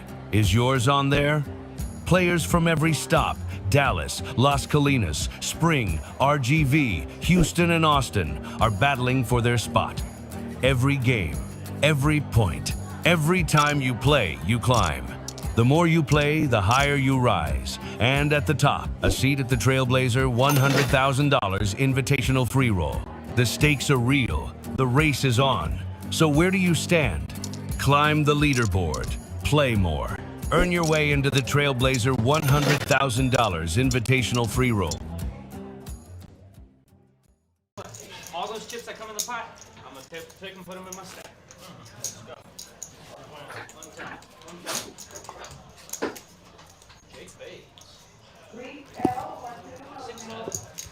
All right, and we are back with some bomb pod action. If you haven't been tuning in with us, it's ultimate high, ultimate low, double board. So lots of interesting possibilities. It's been like a year and a half. But I'm kind of amused by it. Yeah, because it's fresh. I've heard it for like it kind of like it's ruined my brain. Every time I hear those two numbers, like it's just like it's like dirty reminder. It's like have you ever played the game? Well, you just somebody lost the game. If you don't know that game. You just lost the game. You never played that game. Yeah. Like he just lost the game. Yeah. Now you gotta tell somebody that you're playing the game that they lost the game. I don't know that. It's basically the game is the fact that somebody reminded you that there's a game.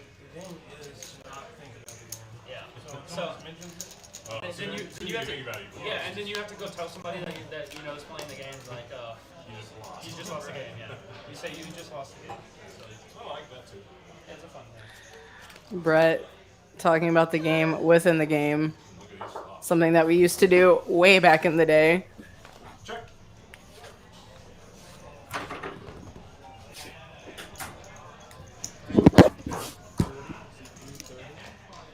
Bomb pot boards, deuce 4-8 on the top, 6-7-8 on the bottom. So our low is super duper live. Daryl with 3 4s in his hand. He has 2 sets. Wow, his hand is crazy right now. He's got 6-6, trip 4s in the hand, set of 4s on the top, set of 6s on the bottom. I'm flopped 2 sets with a full house in his hand. That's generally trash. Throw that right in the muck. I mean, is it? Yeah, that's right. Yeah, I mean, it's sure ultimate high, ultimate low. Unless somebody has 8s, you're like, you're really good. Yeah. You're doing great. I mean, Look, he's got the nuts. yeah, now. I mean, yeah. How do you fold? How do you fold 2 sets? I mean, you can't play for the low, so I snap it and I just fold immediately. You got to play for both sides of the pot. I Yeah, guess I you. have I don't to. know. You have to play for You both. should. Yeah, I mean, listen, If you care about a money, total you lock, should. you total locks for half are fine, like quads or, straight flush, but it's really, really hard to like take a non, top set up against two boards, even when you pair the board. But But there's an 8. I mean, it's hard for yeah, them to have I pocket know, 8s. I I don't know. know. I'm seeing a turn. I'm a donkey.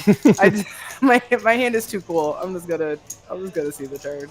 Yeah. Well, it would have gotten away with it here, but ace 3 is the best low, I do believe. And ace 3 makes a 7-6 and a 7-4. So, yep, ace 3 is always the nut low here.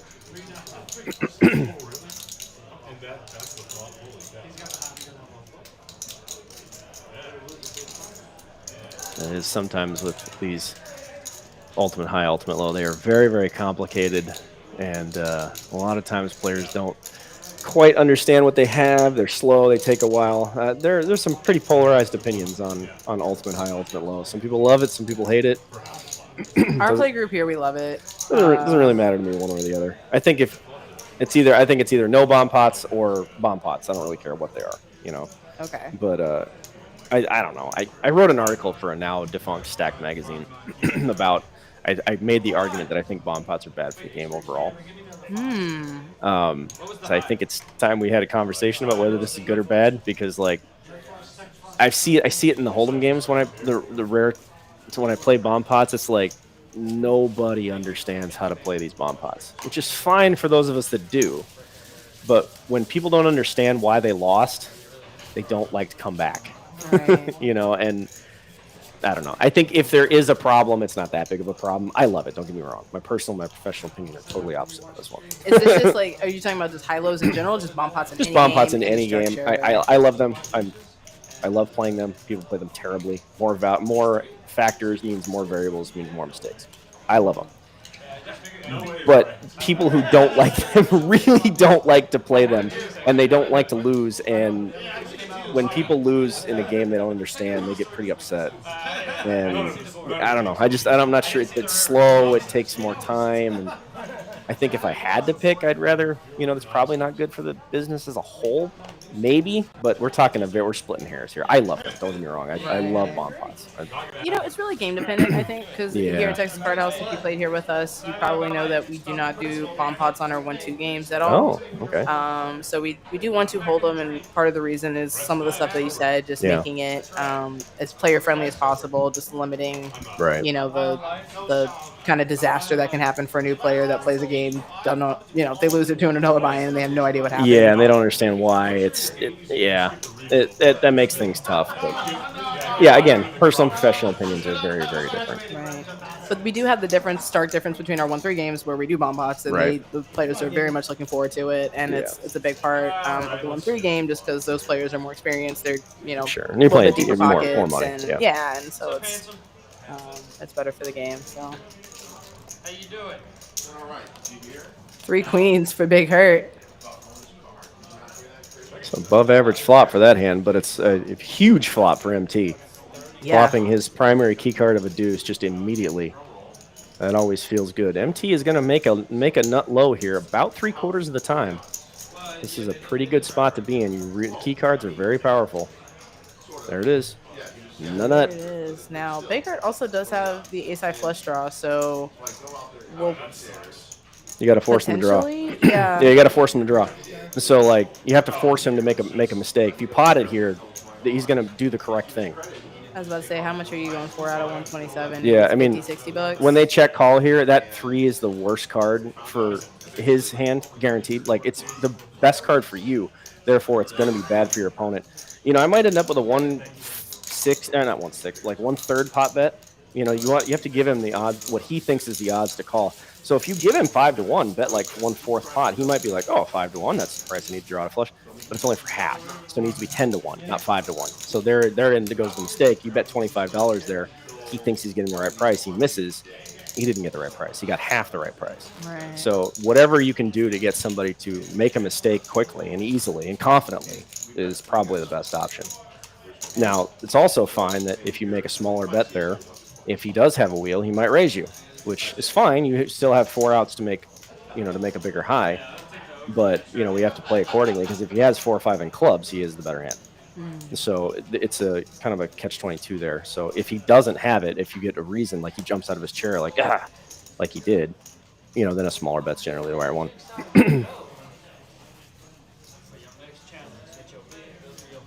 Seems counterproductive sometime to like bet heads up and then or do something heads up that allows your opponent to get half the pot back. But remember, if you're heads up and the best case scenario is getting half, you always profit in the long run. Right. Always. You have half the exposure for no profit. The Gen Zer is happy that he has 6-7 in his hand. I think talking about that a minute ago. I don't know if he's. I don't know if he might be. They got alpha. us good with that one. Yeah. they finally the kids got us good with that one. You know, make something up that means absolutely nothing. That you're what does it mean? They got us good. I mean, it does mean technically. I don't know. It means nothing. The whole point is that it means nothing. That's the whole that's the joke. Apparently, this is my source is South Park. So. Yeah. I mean, they're a pretty reliable source. They're pretty in the know. It's so good. What's going on? Oh, it's so good. Nobody has a straight, right? Nobody has a straight yet? There's one. Oh, these are like the stars. Use them as nipples. Uh-oh. Nah, you gotta go 2 fingers. One, you're just gonna keep. Oh, we froze up again. Turn of destiny is Tag team. Said 3 breaths. Ha-cha-cha. Brick. Yeah, doesn't change anything. Doesn't change anything. Set of queens likes that. No low possible, so. I've seen it before. Set of queens. MT. That's MT, right? That's MT. GG. Okay. Yeah, MT is here. So GG is the one with the set. I'd imagine he's probably gonna let a card peel off. You don't want to get check call, check raised with a set. But yep, there it is. There's the check back, just in case. River's a blank. Now, if his opponent checks, I'm pretty certain that those set of queens are the best hand. But if his opponent leads for full pot, he tried to check raise him on the turn. I'm serious. It's like close. The second check here is almost guaranteed that a set of queens is going to be the best hand. I'm so glad that you're able to pay attention because Brettles is talking about how many nipples he has, and I forgot what was happening. I don't. What, oh, that's a what do we have? fantastic bet. Well done, sir. 75 into 268. That says, you know, I know you don't have Jack 10, but he might pay it off with kings and queens. He might pay it off with a set of 9s. So that's a proper instance of targeting. He said, okay, it doesn't have Jack 10. I have to target kings and queens. Queen 9, 9, 9, 7, 7 somehow. Kings and 9s. What could that hand call? Any of that grouping of hands, what could that hand call that is less than mine? So, yeah. 70, 75, a little about 1/3-ish, a little bit more than 1/3 pot. Yeah, that'll do it. 1 to 6% of people have extra nipples, and they can go anywhere from on the milk mat. It starts at the armpit and goes all the way down. Is this what the kids are learning in college now? I mean, He's reading it off his it's phone, so they had to statistics. they had to look it up. It's anatomy and physiology and statistics. We're covering multiple right. disciplines of learning here. Where's the armpit nipple? This is an armpit nipple. It's an armpit nipple. Oh my god. Armpit. There is a phrase that is newly entered into my brain. Yeah, I was Where gonna is say. the armpit nipple? I did not have armpit nipple on my bingo card of things said on the stream today, but See if we can get a poly market for that. Just have people bet on what people are going to say on this, and then just put some weird shit up there and say this. see if we can get them to say it. Yeah, I bet I can get somebody to say armpit nipple. Knowing these kids, he probably did have a bet with somebody. Just say it on the stream. Just do it. Yes. Come on. Oh, Brett is. This is the Brettles that I'm familiar with. Playing now. See, Yes, so now he's this- forgot the card. Now he forgot the that you're cameras here. are on. Yeah, He forgot yeah. the cameras are on. It takes a couple hours to get people out of their shell when they realize, oh, I'm on TV or I'm on the internet. They forget about it eventually. Yeah, this is more normal. Yeah, it takes a little bit of experience to not forget about it. Oh, he actually did hit that. Yeah, He meant change- it this time. It changes everything, he said. So what that just said is it changes everything for somebody else's hand. He was not referring to his hand.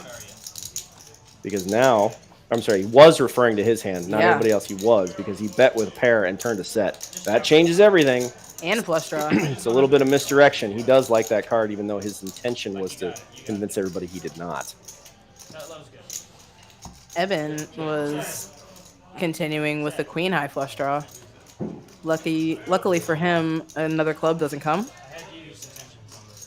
Yep, the set of jacks is going to win.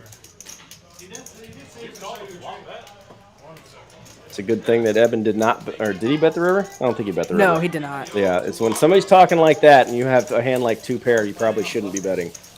And because once they check the river, they're probably calling. So that was pretty good by Evan not to walk into it there. See, now let's see. This is why we have Brett in his element. He forgot. So now his his exclamations of yes on the turn are going to be perfectly disguised. Good, perfect. Yeah. He's going to hit you with a hard yes on every turn. Right, he hasn't raised blind yet, so now I'll know that he really forgot that the cameras are off once he raises blind. Kyle, you playing? You playing mix? Oh, you have a job? Yeah, I'm not boarding. Jesus. No, jobs are so lame. Shots fired. Wow. I'm down to watch. Says this is a soft lineup. You come over here. I'm ready for you now. Yeah, log in and just Oh, they got another one. Action player. Oh, wow. On the bottom Soft right lineup, corner. he says. Prove it, I say. Okay, all right. All right. Prove it. So I'm surprised that I'm surprised he didn't go, well, every game's a soft lineup if you're good enough. This is actually now that I'm looking at it, this is actually quite the opposite of a soft lineup, especially for the Houston Big Go game. We've got some of our better players out here today. It's all right. Something wrong with that. Everybody's exploitable, just some to more degrees than others. Everybody's got leaks. Everybody's got holes. We all have patterns, you know. I mean, I'm sure you know, of course, because you are in this to make a little bit of money, right? You do want to play games that are beneficial for you and good for you, but I'm sure you also enjoy playing tough games, right? I do. I actually do, and it's kind of a joke in our house is that how come every time I sit down the game and go, oh, this game sucks, why am I always winning? You know, it's like my wife makes fun of me for that once in a while. She's like, oh, the game sucks, you'll do fine. Have a good night. Yeah. like, oh, this game's incredible. She's like, all right, call me when you're stuck. Yeah. I think I think of games more how you think of games. Yeah. I would prefer, even though it's not smart, I want to play the toughest game that I can find because that's the most interesting. That's the most. Well, there's a good reason fun. for that. And my good reason for that is that better players are predictable. And when better players are predictable, they are malleable. And profitable and malleable go well together. I am also a big believer in that. A lot of people, push back when I say I like playing games with, I'm not going to name any names, but so-and-so, even though I know that they're good because, in some ways they are more predictable. I know what to expect, and I can work around. New players brand new player, never played poker before. It should be easy to hypothetically, but I mean, they don't know what they have, so how are you going to know what they have? If you get involved with a better player and they outplay you, that's on you. And so you should know to avoid, anybody who's decent at cards understands that the better players generally avoid each other. We're not trying to guillotine each other. I mean, it might happen, but it happens because of just the setup. It's not like we're going to cut each other's throat. That's not the way that's not how things work. But at least when you're playing with 3 or 4 better players, those are factors that you can remove from. You don't have to worry about them because they're not going to be doing random crap like back raising pre-flop with Queen 10 9 7 3. You don't have to worry about that. There's less variables to worry about, which I enjoy. I like having players that I already know. I don't have to deal. I don't have to worry about studying them. I don't have to worry about how often they change what they do based on how many drinks they have. I just got hit in the face by MT's hand. Ooh, good golly, he flopped it. Yeah, he flopped most of it. Unfortunately, he doesn't have he has a lot less equity than you'd think because he doesn't have the ability to make that great of a winning low. That is true. The ace kind of counterfeiting. Yeah. Now, don't get me wrong. He's still got a good chunk of the pie.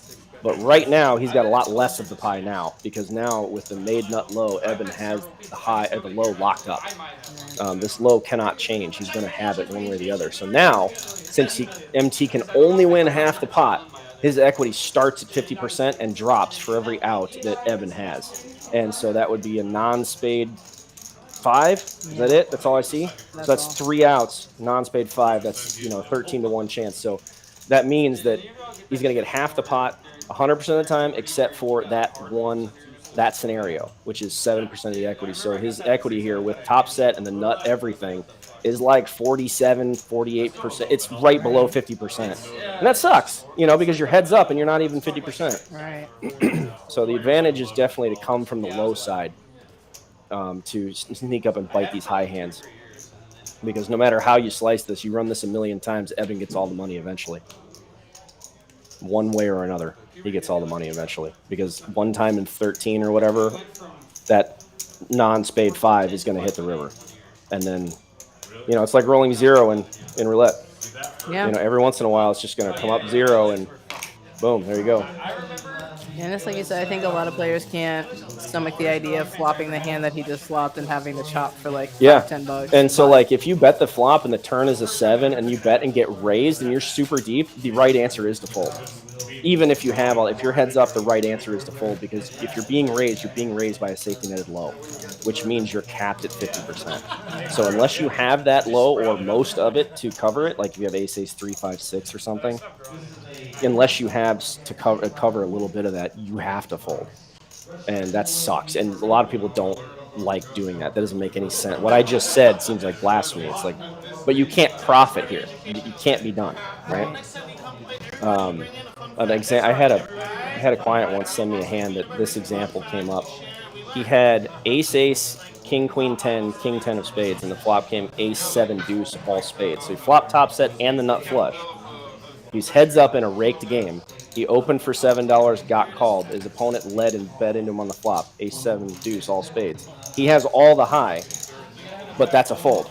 Because even if you chop, you're going to lose to the rake. And one time in however many, your opponent's going to make a straight flush because he has to lead there with 3, 4, 5. He has to have it. Right. And so the answer was to fold. And it's weird to say that. It's weird to think that doesn't make any sense. But math doesn't have an opinion. Math doesn't care what you think. Right. And it just sucks. But that's one nuance of this game that you got to get used to. It's about profiting on the river, not what you have right now.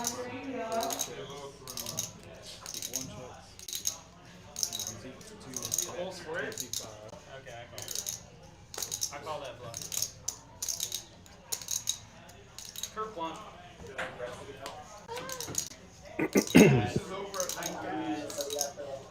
7. Low gets there now. Danny makes nut. That's the card Danny wanted to see. Yeah, beautiful card for him on the turn. There's an ace 2-5 in there as well. That ace 2-5 probably won't fold for one bet. Has the dry ace of diamonds. Ooh, Danny looking off to the side after making his bet. That is a very strong tell. What if after the string goes down, we play with the twist? Let's go. Got one call, and there's the 5. That's going to lock Birdman into probably paying this off. So Danny's got to make a bet that ace-2 calls comfortably. Looks like he went for about 100. Only just 100? Or was it 300? Might have been 300. Oh, did he? Did he go for the whole thing? I don't know. We went from a $360 pot to a $960 pot. Oh, so he must have. I guess Yeah, he he went bet for the whole 300. thing. Yeah. And got called. And that's different with everybody. There are some people that will check fold that nut low on the river because you have to be getting quartered. There are some people that will never fold a nut low no matter what. So it depends. Your action should depend on what your opponent's tendencies are. Just like in every game. Yeah. It can be hard to think through all of these things with Yeah. cards in hands. Yeah. Do you have any sort of, I don't know, strategies? Do you have like a checklist that you do mentally? Like, how do you set this up in game? As far as my Just mental like game, or yeah, like kind of like your thought process as far as okay, I need to do you have a checklist of okay if this is the sizing or if this was the action or I'm not sure that I have like a mental checklist that I go through. There's been, the repetition of this has been, for decades. But, I always think about what's most likely to occur. What am I trying to accomplish? What am I doing? What does this bet mean? Always asking subjective questions of my own play. Is this optimum? Is this correct? Could I do better? Is there a path forward that's better than the one I'm on? What is my objective? Those kind of, I ask a lot of those questions. What is my opponent trying to accomplish? That's one big one. What are they trying to accomplish? Are they trying to get me to call? Are they trying to get me to fold? Why? And what does that mean? My first thought was champ. What is my opponent trying to accomplish? And then what is the most likely thing to occur? And once we go through all those, a lot of times you get a lot of the junk out of there. And then you'll end up with, one clear path. But yeah, I don't think I go through like any sort of checklist or anything like that. I have a weirdly photographic memory, so usually when I look at my hand once, I don't need to look at it again. So that frees me up to observe and soak in the information. But some players, they have to look back at their cards on every street. It's tough to play other people when you're doing that. yeah, absolutely. You're missing out on information. Like you said, some of these body language tells that you pick up on, and Yeah. That's one reason why I actually love sitting in this chair sometimes and just Oh, being yeah. able to take this back out Yeah. into the game is because you get to see the table zoomed out. Yeah. And live streams and, TV poker can be used as a good resource. I mean, it was for a lot of people from, 03 to 2010, roughly. Yeah, that was all there was. It was just TV poker. And, you can use that to study people and study tendencies and what does it look like when they have it? When someone has the nuts, what does it look like? What do they act like? What do they do? It's weird to practice. It feels bad to just like sit around and just study, feel like a degenerate, looking at other people play cards, but that's good study. It really is. And because then you see something, then you recognize it, and then you're able to change your action, thus changing your result. Right. Is that one of the reasons why for your coaching website you've done a lot of interaction with like live stream games as opposed to just like, running sessions online or No, it's just a good tool. This is a great method of instruction because every time somebody has a problem that they bring me, the more of this I get on my site, the more archival data I can refer them to. It's like, well, you have a problem with down betting. Cool, I have 40 videos of live streams of people down betting. Or here's 10 different hand histories of me down betting. Now let's find the one that applies to your situation. It's just an archival exercise to get as much material as possible so that when somebody has a problem, I can fix it. Right. Or I have the resources to fix it. But you could do that with a hand history, right? Of I do. Your own sessions. I do. I have a whole live streams are better. Like it's the most potent way to teach is to refer to all of this. But I do have a few dozen hand histories of hands that I've played, PowerPoints that I've made of hands that I've played on my website. I have hundreds and hundreds of videos on there. Online sessions. I have some live coaching calls, like people that have been okay with me recording their coaching call on there. I have whiteboard work where players like, hey, we're going to talk about one hand and one hand only, and we're going to foil it out into infinity. We're going to talk if the turn card is all 13 ranks of cards, what are you doing? And then if the river card is all 13 ranks, what are you doing? And so like there's all kinds of stuff on there. But yeah, however I can help somebody best is how I want to help them. I don't really care how I help you. Just that the result. I just care that the result gets there. Oh, Royal, that doesn't count. Boo. Oh, boo. So close. We were playing, there used to be an old Omaha game called 4x4 or Murder where you could play all your cards. You would have flopped a Royal, but as weird as that sounds, there's no action. Everybody's scared of everything. So. I've heard there's some other like Ultimate Hold'em. I think a game like that where you can do that. You get like an extra card. You get 3 cards. You can play all 3 or none or 1. Yeah, it's same thing. There used to be an Omaha game like that. You get dealt 4 cards. You could play all 4. And I was like, oh, that sounds like a lot of action. It's not. That's why it's a dead game. No, everybody's afraid of everything. Yeah. You have a rainbow flop. Someone's like, I flop a straight flush. Yeah. And, in their hands. the board's not paired. I got quads because I'm rolled up. I mean, it's just Yeah, so there's a reason why that game died. Are you? Do you play stud? Do you like stud? I used to play stud a lot. Yeah. Okay. Yeah, I like high-low, but I think stud high might actually be my worst game. It's very tough. Yeah, I think it is a hard regular game. 7-card stud is my worst game. I never believe anybody. I just never believe anybody. I have the same problem because I mean, I can see 4 7s to your hand. How good can it be? well, you see a whole orbit of a stud game where like queens are good, like queens are Yeah. good, queens are good, and then somebody's Just like, roll I up got jacks, fives. roll up five. Yeah. It just rolled up right in your ear. Yeah, it's just stud high low. I love high low mixed games. Yeah, 7-card stud high is probably my worst game. I think that is the game I'm pretty bad at actually. Well, you know, everybody's gonna have an Achilles heel. Yeah, I mean, thankfully it's not a game I have to worry about walking in. That's the only game going. So Yeah. it's Maybe in 18. yeah, maybe 1880, 50 years ago. Yeah, you had to be a hell of a stud player. But no, I came into poker in 03. So I missed the stud. Reynolds has a nice little hand. It's a big high rundown. The quickest way to screw up a good hand is to pair your lowest card, and that's what just happened. Yeah. Ugh, that's frustrating. $6 into 84. That's an easy raise. Anybody who wants to just blow him off his hand, just make it 50 right there. See, this is what I was That's looking the at person you're used last to. Yeah, this is a pretty easy raise. That's my Brett. You just get him off. Just get that riffraff out of there real quick. This would be a time the Eben to raise the flop because he's going to make a full house a good chunk of the time, and all of those full houses also make a low. So that would have been a good time to step on it. Because even if he runs into 4 or 5, I don't think he really cares. Yep, bombs away. That should be a pot-sized bet. Because if both players have a low, that they're going to call. And if you get them both to go to the river, they're both going to showdown. So you could go small and try to get them to both call, but then when they make a smaller bet and they both call, they could have anything.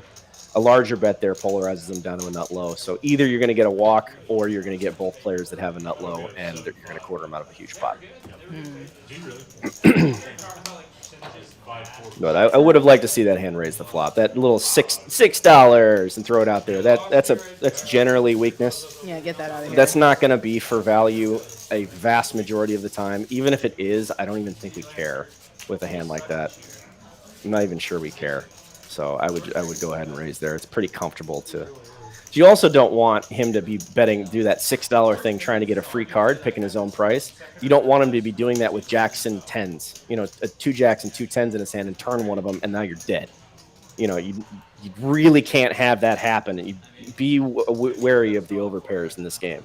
You can't just let people go to the turn with a paired board like that. It's just too risky. You never know what kind of big full of 5 is coming to hit you with a bat in the back of the head on the turn. Yeah, you're happy about your hand on the flop, but you hate all face cards. Yeah, sometimes you just have to win. You're like, what if I raise him a fold? That's okay. That's okay. That's okay. You don't want a brick card to peel off and then them just check raise you on the turn, and they got queens full of 5s that they shouldn't have been in anyway.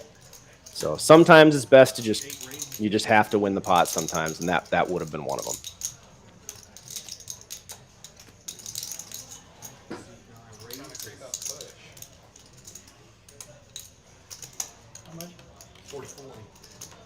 And our card's getting messed up a bunch. But if you're still with us, you can tell us where you're watching from. Say hi in the chat. If you have any questions for me, please ask. You can ask just about any strategy things you want. It's free coaching time for anybody watching. This is the best value half hour that you could probably get. So please take advantage of it. Ask some questions. I know I've been enjoying my time with Greg. Please do. You don't see a lot of 3 bets pre-flop in this game, but that is a hand that'll do it. You want this hand, that ace-3, queen-jack 10, does play much better against one player than it does against the entire field. So that would be a candidate to make a 3-bet in position. And he did flop one of those pushes, by the way. Sorry, Daryl was out of position, excuse me. The big hurt flop and the big wrap. Definitely not getting that through, but fortune shall change on this turn card, which that's 7s. That's going to shut down a lot of the action here. Neither player likes that card, so if Daryl goes and bets again, there's a good chance he could get this through with a large bet. I like this bet a lot. It's turning your big value hand and kind of into a bluff, which sucks. That's never fun, but you kind of have to, because now all the big soft hands like 9-8, ace, king, queen, they all might fold now. And you get them to fold out that equity would be a really good thing. And Big Hurt trying to come to some sort of information, some sort of read to let him know if he should be drawing or not. If you think he's weak, the raise is proper. You can get away with it with a min click. You can just make it 300 and get away with it. And that's exactly what he does. Well done, sir. Yeah, well done. Pick that off immediately. Well done. That is not the standard, but that is a fantastic raise. He identified that that 150 is not what the hand he's representing, and a min click can get it done. Well played, sir. Now, the only way this action is going to change is if somehow the cards are wrong, and he does have 2 jacks or 2 tens. But we have seen that a bunch before. But most of the time, this is just going to be a show. And since he was leaning forward after he bet and leaned back when he was raised, you caught him in a bluff. That's exactly what that means. Well done, sir. Don't show it. Don't show that you bluffed him. Stick that advantage in your pocket. Don't let him know. Because now better players like Danny, who's not even at the table for my example, but better players are going to see that whole rigmarole he went through to, I'm looking for a read, and he's going to get it right, and he's proud of it. That tells me, as a better player, that that was a new trick for him. He is not used to doing that, and the same thing with like the NFL players who get their first touchdown and want to dance and take the whole thing away. Act like you've been there before. That is a very indicative thing. That is a new trick for that man. That is not something you're going to see routinely, and you're also not going to see it again. Those are the most hilarious clips. Yeah. And so none of this, I wouldn't be able to say any of this if he hadn't showed his hand. But once you show your hand, you collapse that range down into what exactly, I know exactly what you did and why. And so don't show your cards with better players at the table. However, kudos and compliments to that really good line. Well done, sir. Now, I don't want to take away from that accomplishment. That is a fantastic bluff and a fantastic line. But who bluffed? I missed it. Big Hurt raised a lead bet, and he right in turn he got bet into by a top 2 pair. The board paired the bottom card, got bet into again. Correctly assumed that his opponent did not like it, raised him off it, but decided that his prestige of showing everybody the bluff was more important than keeping that play in the bag. Once you show it, you burn it. It's kind of like exposing a source. Once you say where you got some information, you can never use it again. So you kind of burn that play by showing it.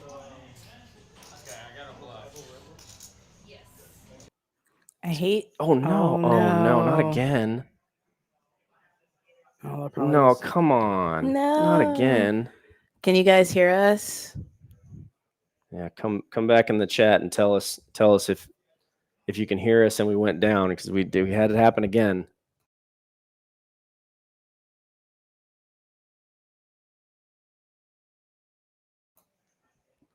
Yeah, let us know if you can still hear us. Sorry about this, guys.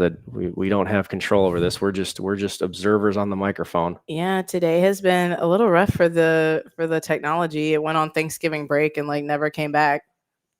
Yeah, okay. So our audio is on, our video is off. Okay. Oh goodness. I apologize, guys. folks. Well, I guess if you have questions, now is the time to ask.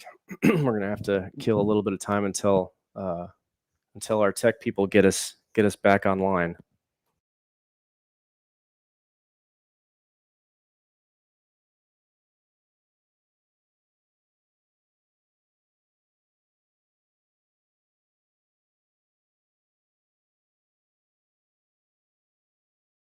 All right, so we're going to be checking to see what's going on here. So again, apologies. Well, I mean, it's the same thing as last time. Yeah. Well, Cooper, if you can hear us, can you help us out, sir? And we'll see. Hopefully, we can get this back up.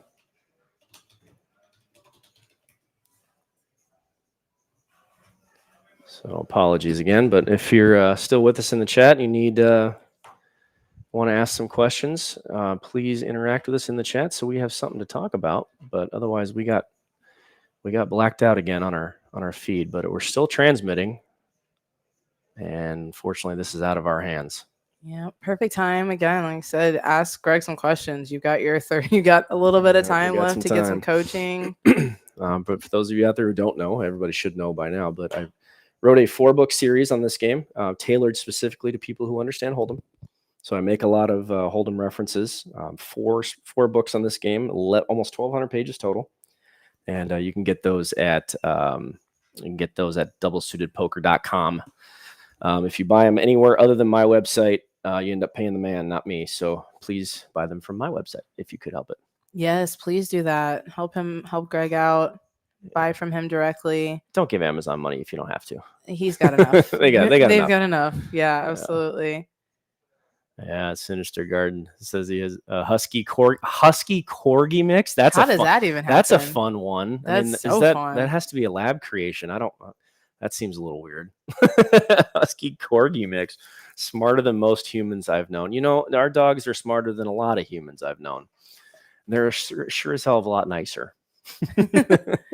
I'm wondering if this dog ended up looking more like the corgi or more like the husky, like body size wise. Like, where did we? Yeah, tell us. What did he look like? Was he like a husky with potato legs, or like was he a bold and beautiful corgi with a lion mane? Like, which side played out better? Was I'm seeing some photos online, and it looks like the corgi wins the leg battle. The corgi wins. Oh no. He looked like a corgi wearing a husky disguise. That's. Oh my God! That's wait, adorable. That's so cute. That's adorable. We just Googled pictures of those, and that's exactly what it looks like. I'm like partial to hound dogs. Like I like have a real thing for coonhounds, but like if I don't get a hound, this is. Yeah, so it basically looks like if you were to take a husky and then cut 70% of their legs off and just leave them with their feet and attach them to their body. That's what it looks like. Yeah, just cut out the middle part of the leg and just boop. That's what it looks like. Wow. A husky with feet, cute. no legs, just feet. What was the name of this dog, I wonder? Oh my goodness. What was your dog's name, Sinister Garden? Because you gotta have something fun and cute to go with that. That is adorable. My husky is 25% malmute. So we say he's malmuted. So he sure doesn't act like a husky. He acts like a malmute. All he does is lounge around all day. And just lounges around. He talks. He doesn't really bark very often. He talks to us. Well, by quote unquote, talks to us means demands things with his. It means he says he wants food things now, treats now. He talks to us and howls like a husky, but he's just malmuted. He's not crazy. He doesn't run zoomies or anything. He's just very chill, very just gonna hang out. So perfectly malmuted for us, but never had a corgi, that's for sure. Oh, good. Yeah. All right, guys. Well, I think we are going to call this one. Unfortunately, it's going to take a little bit of time to get everything rebooted again. So we will just maybe call it a night. I hate that we're missing out on the last half, but y'all's loss is maybe my gain because me and Greg are going to go out. We're going to play this mixed game and have a little bit of fun. So anything else you want to tell the people? Tell them your socials. Yeah, I mean, you can follow me on all the socials. I post. I don't interact very often, but they're at GregVale85 on across the board. My website is doublesuitedpoker.com. You can contact me there, or you can email me at gregvale@doublesuitedpoker.com.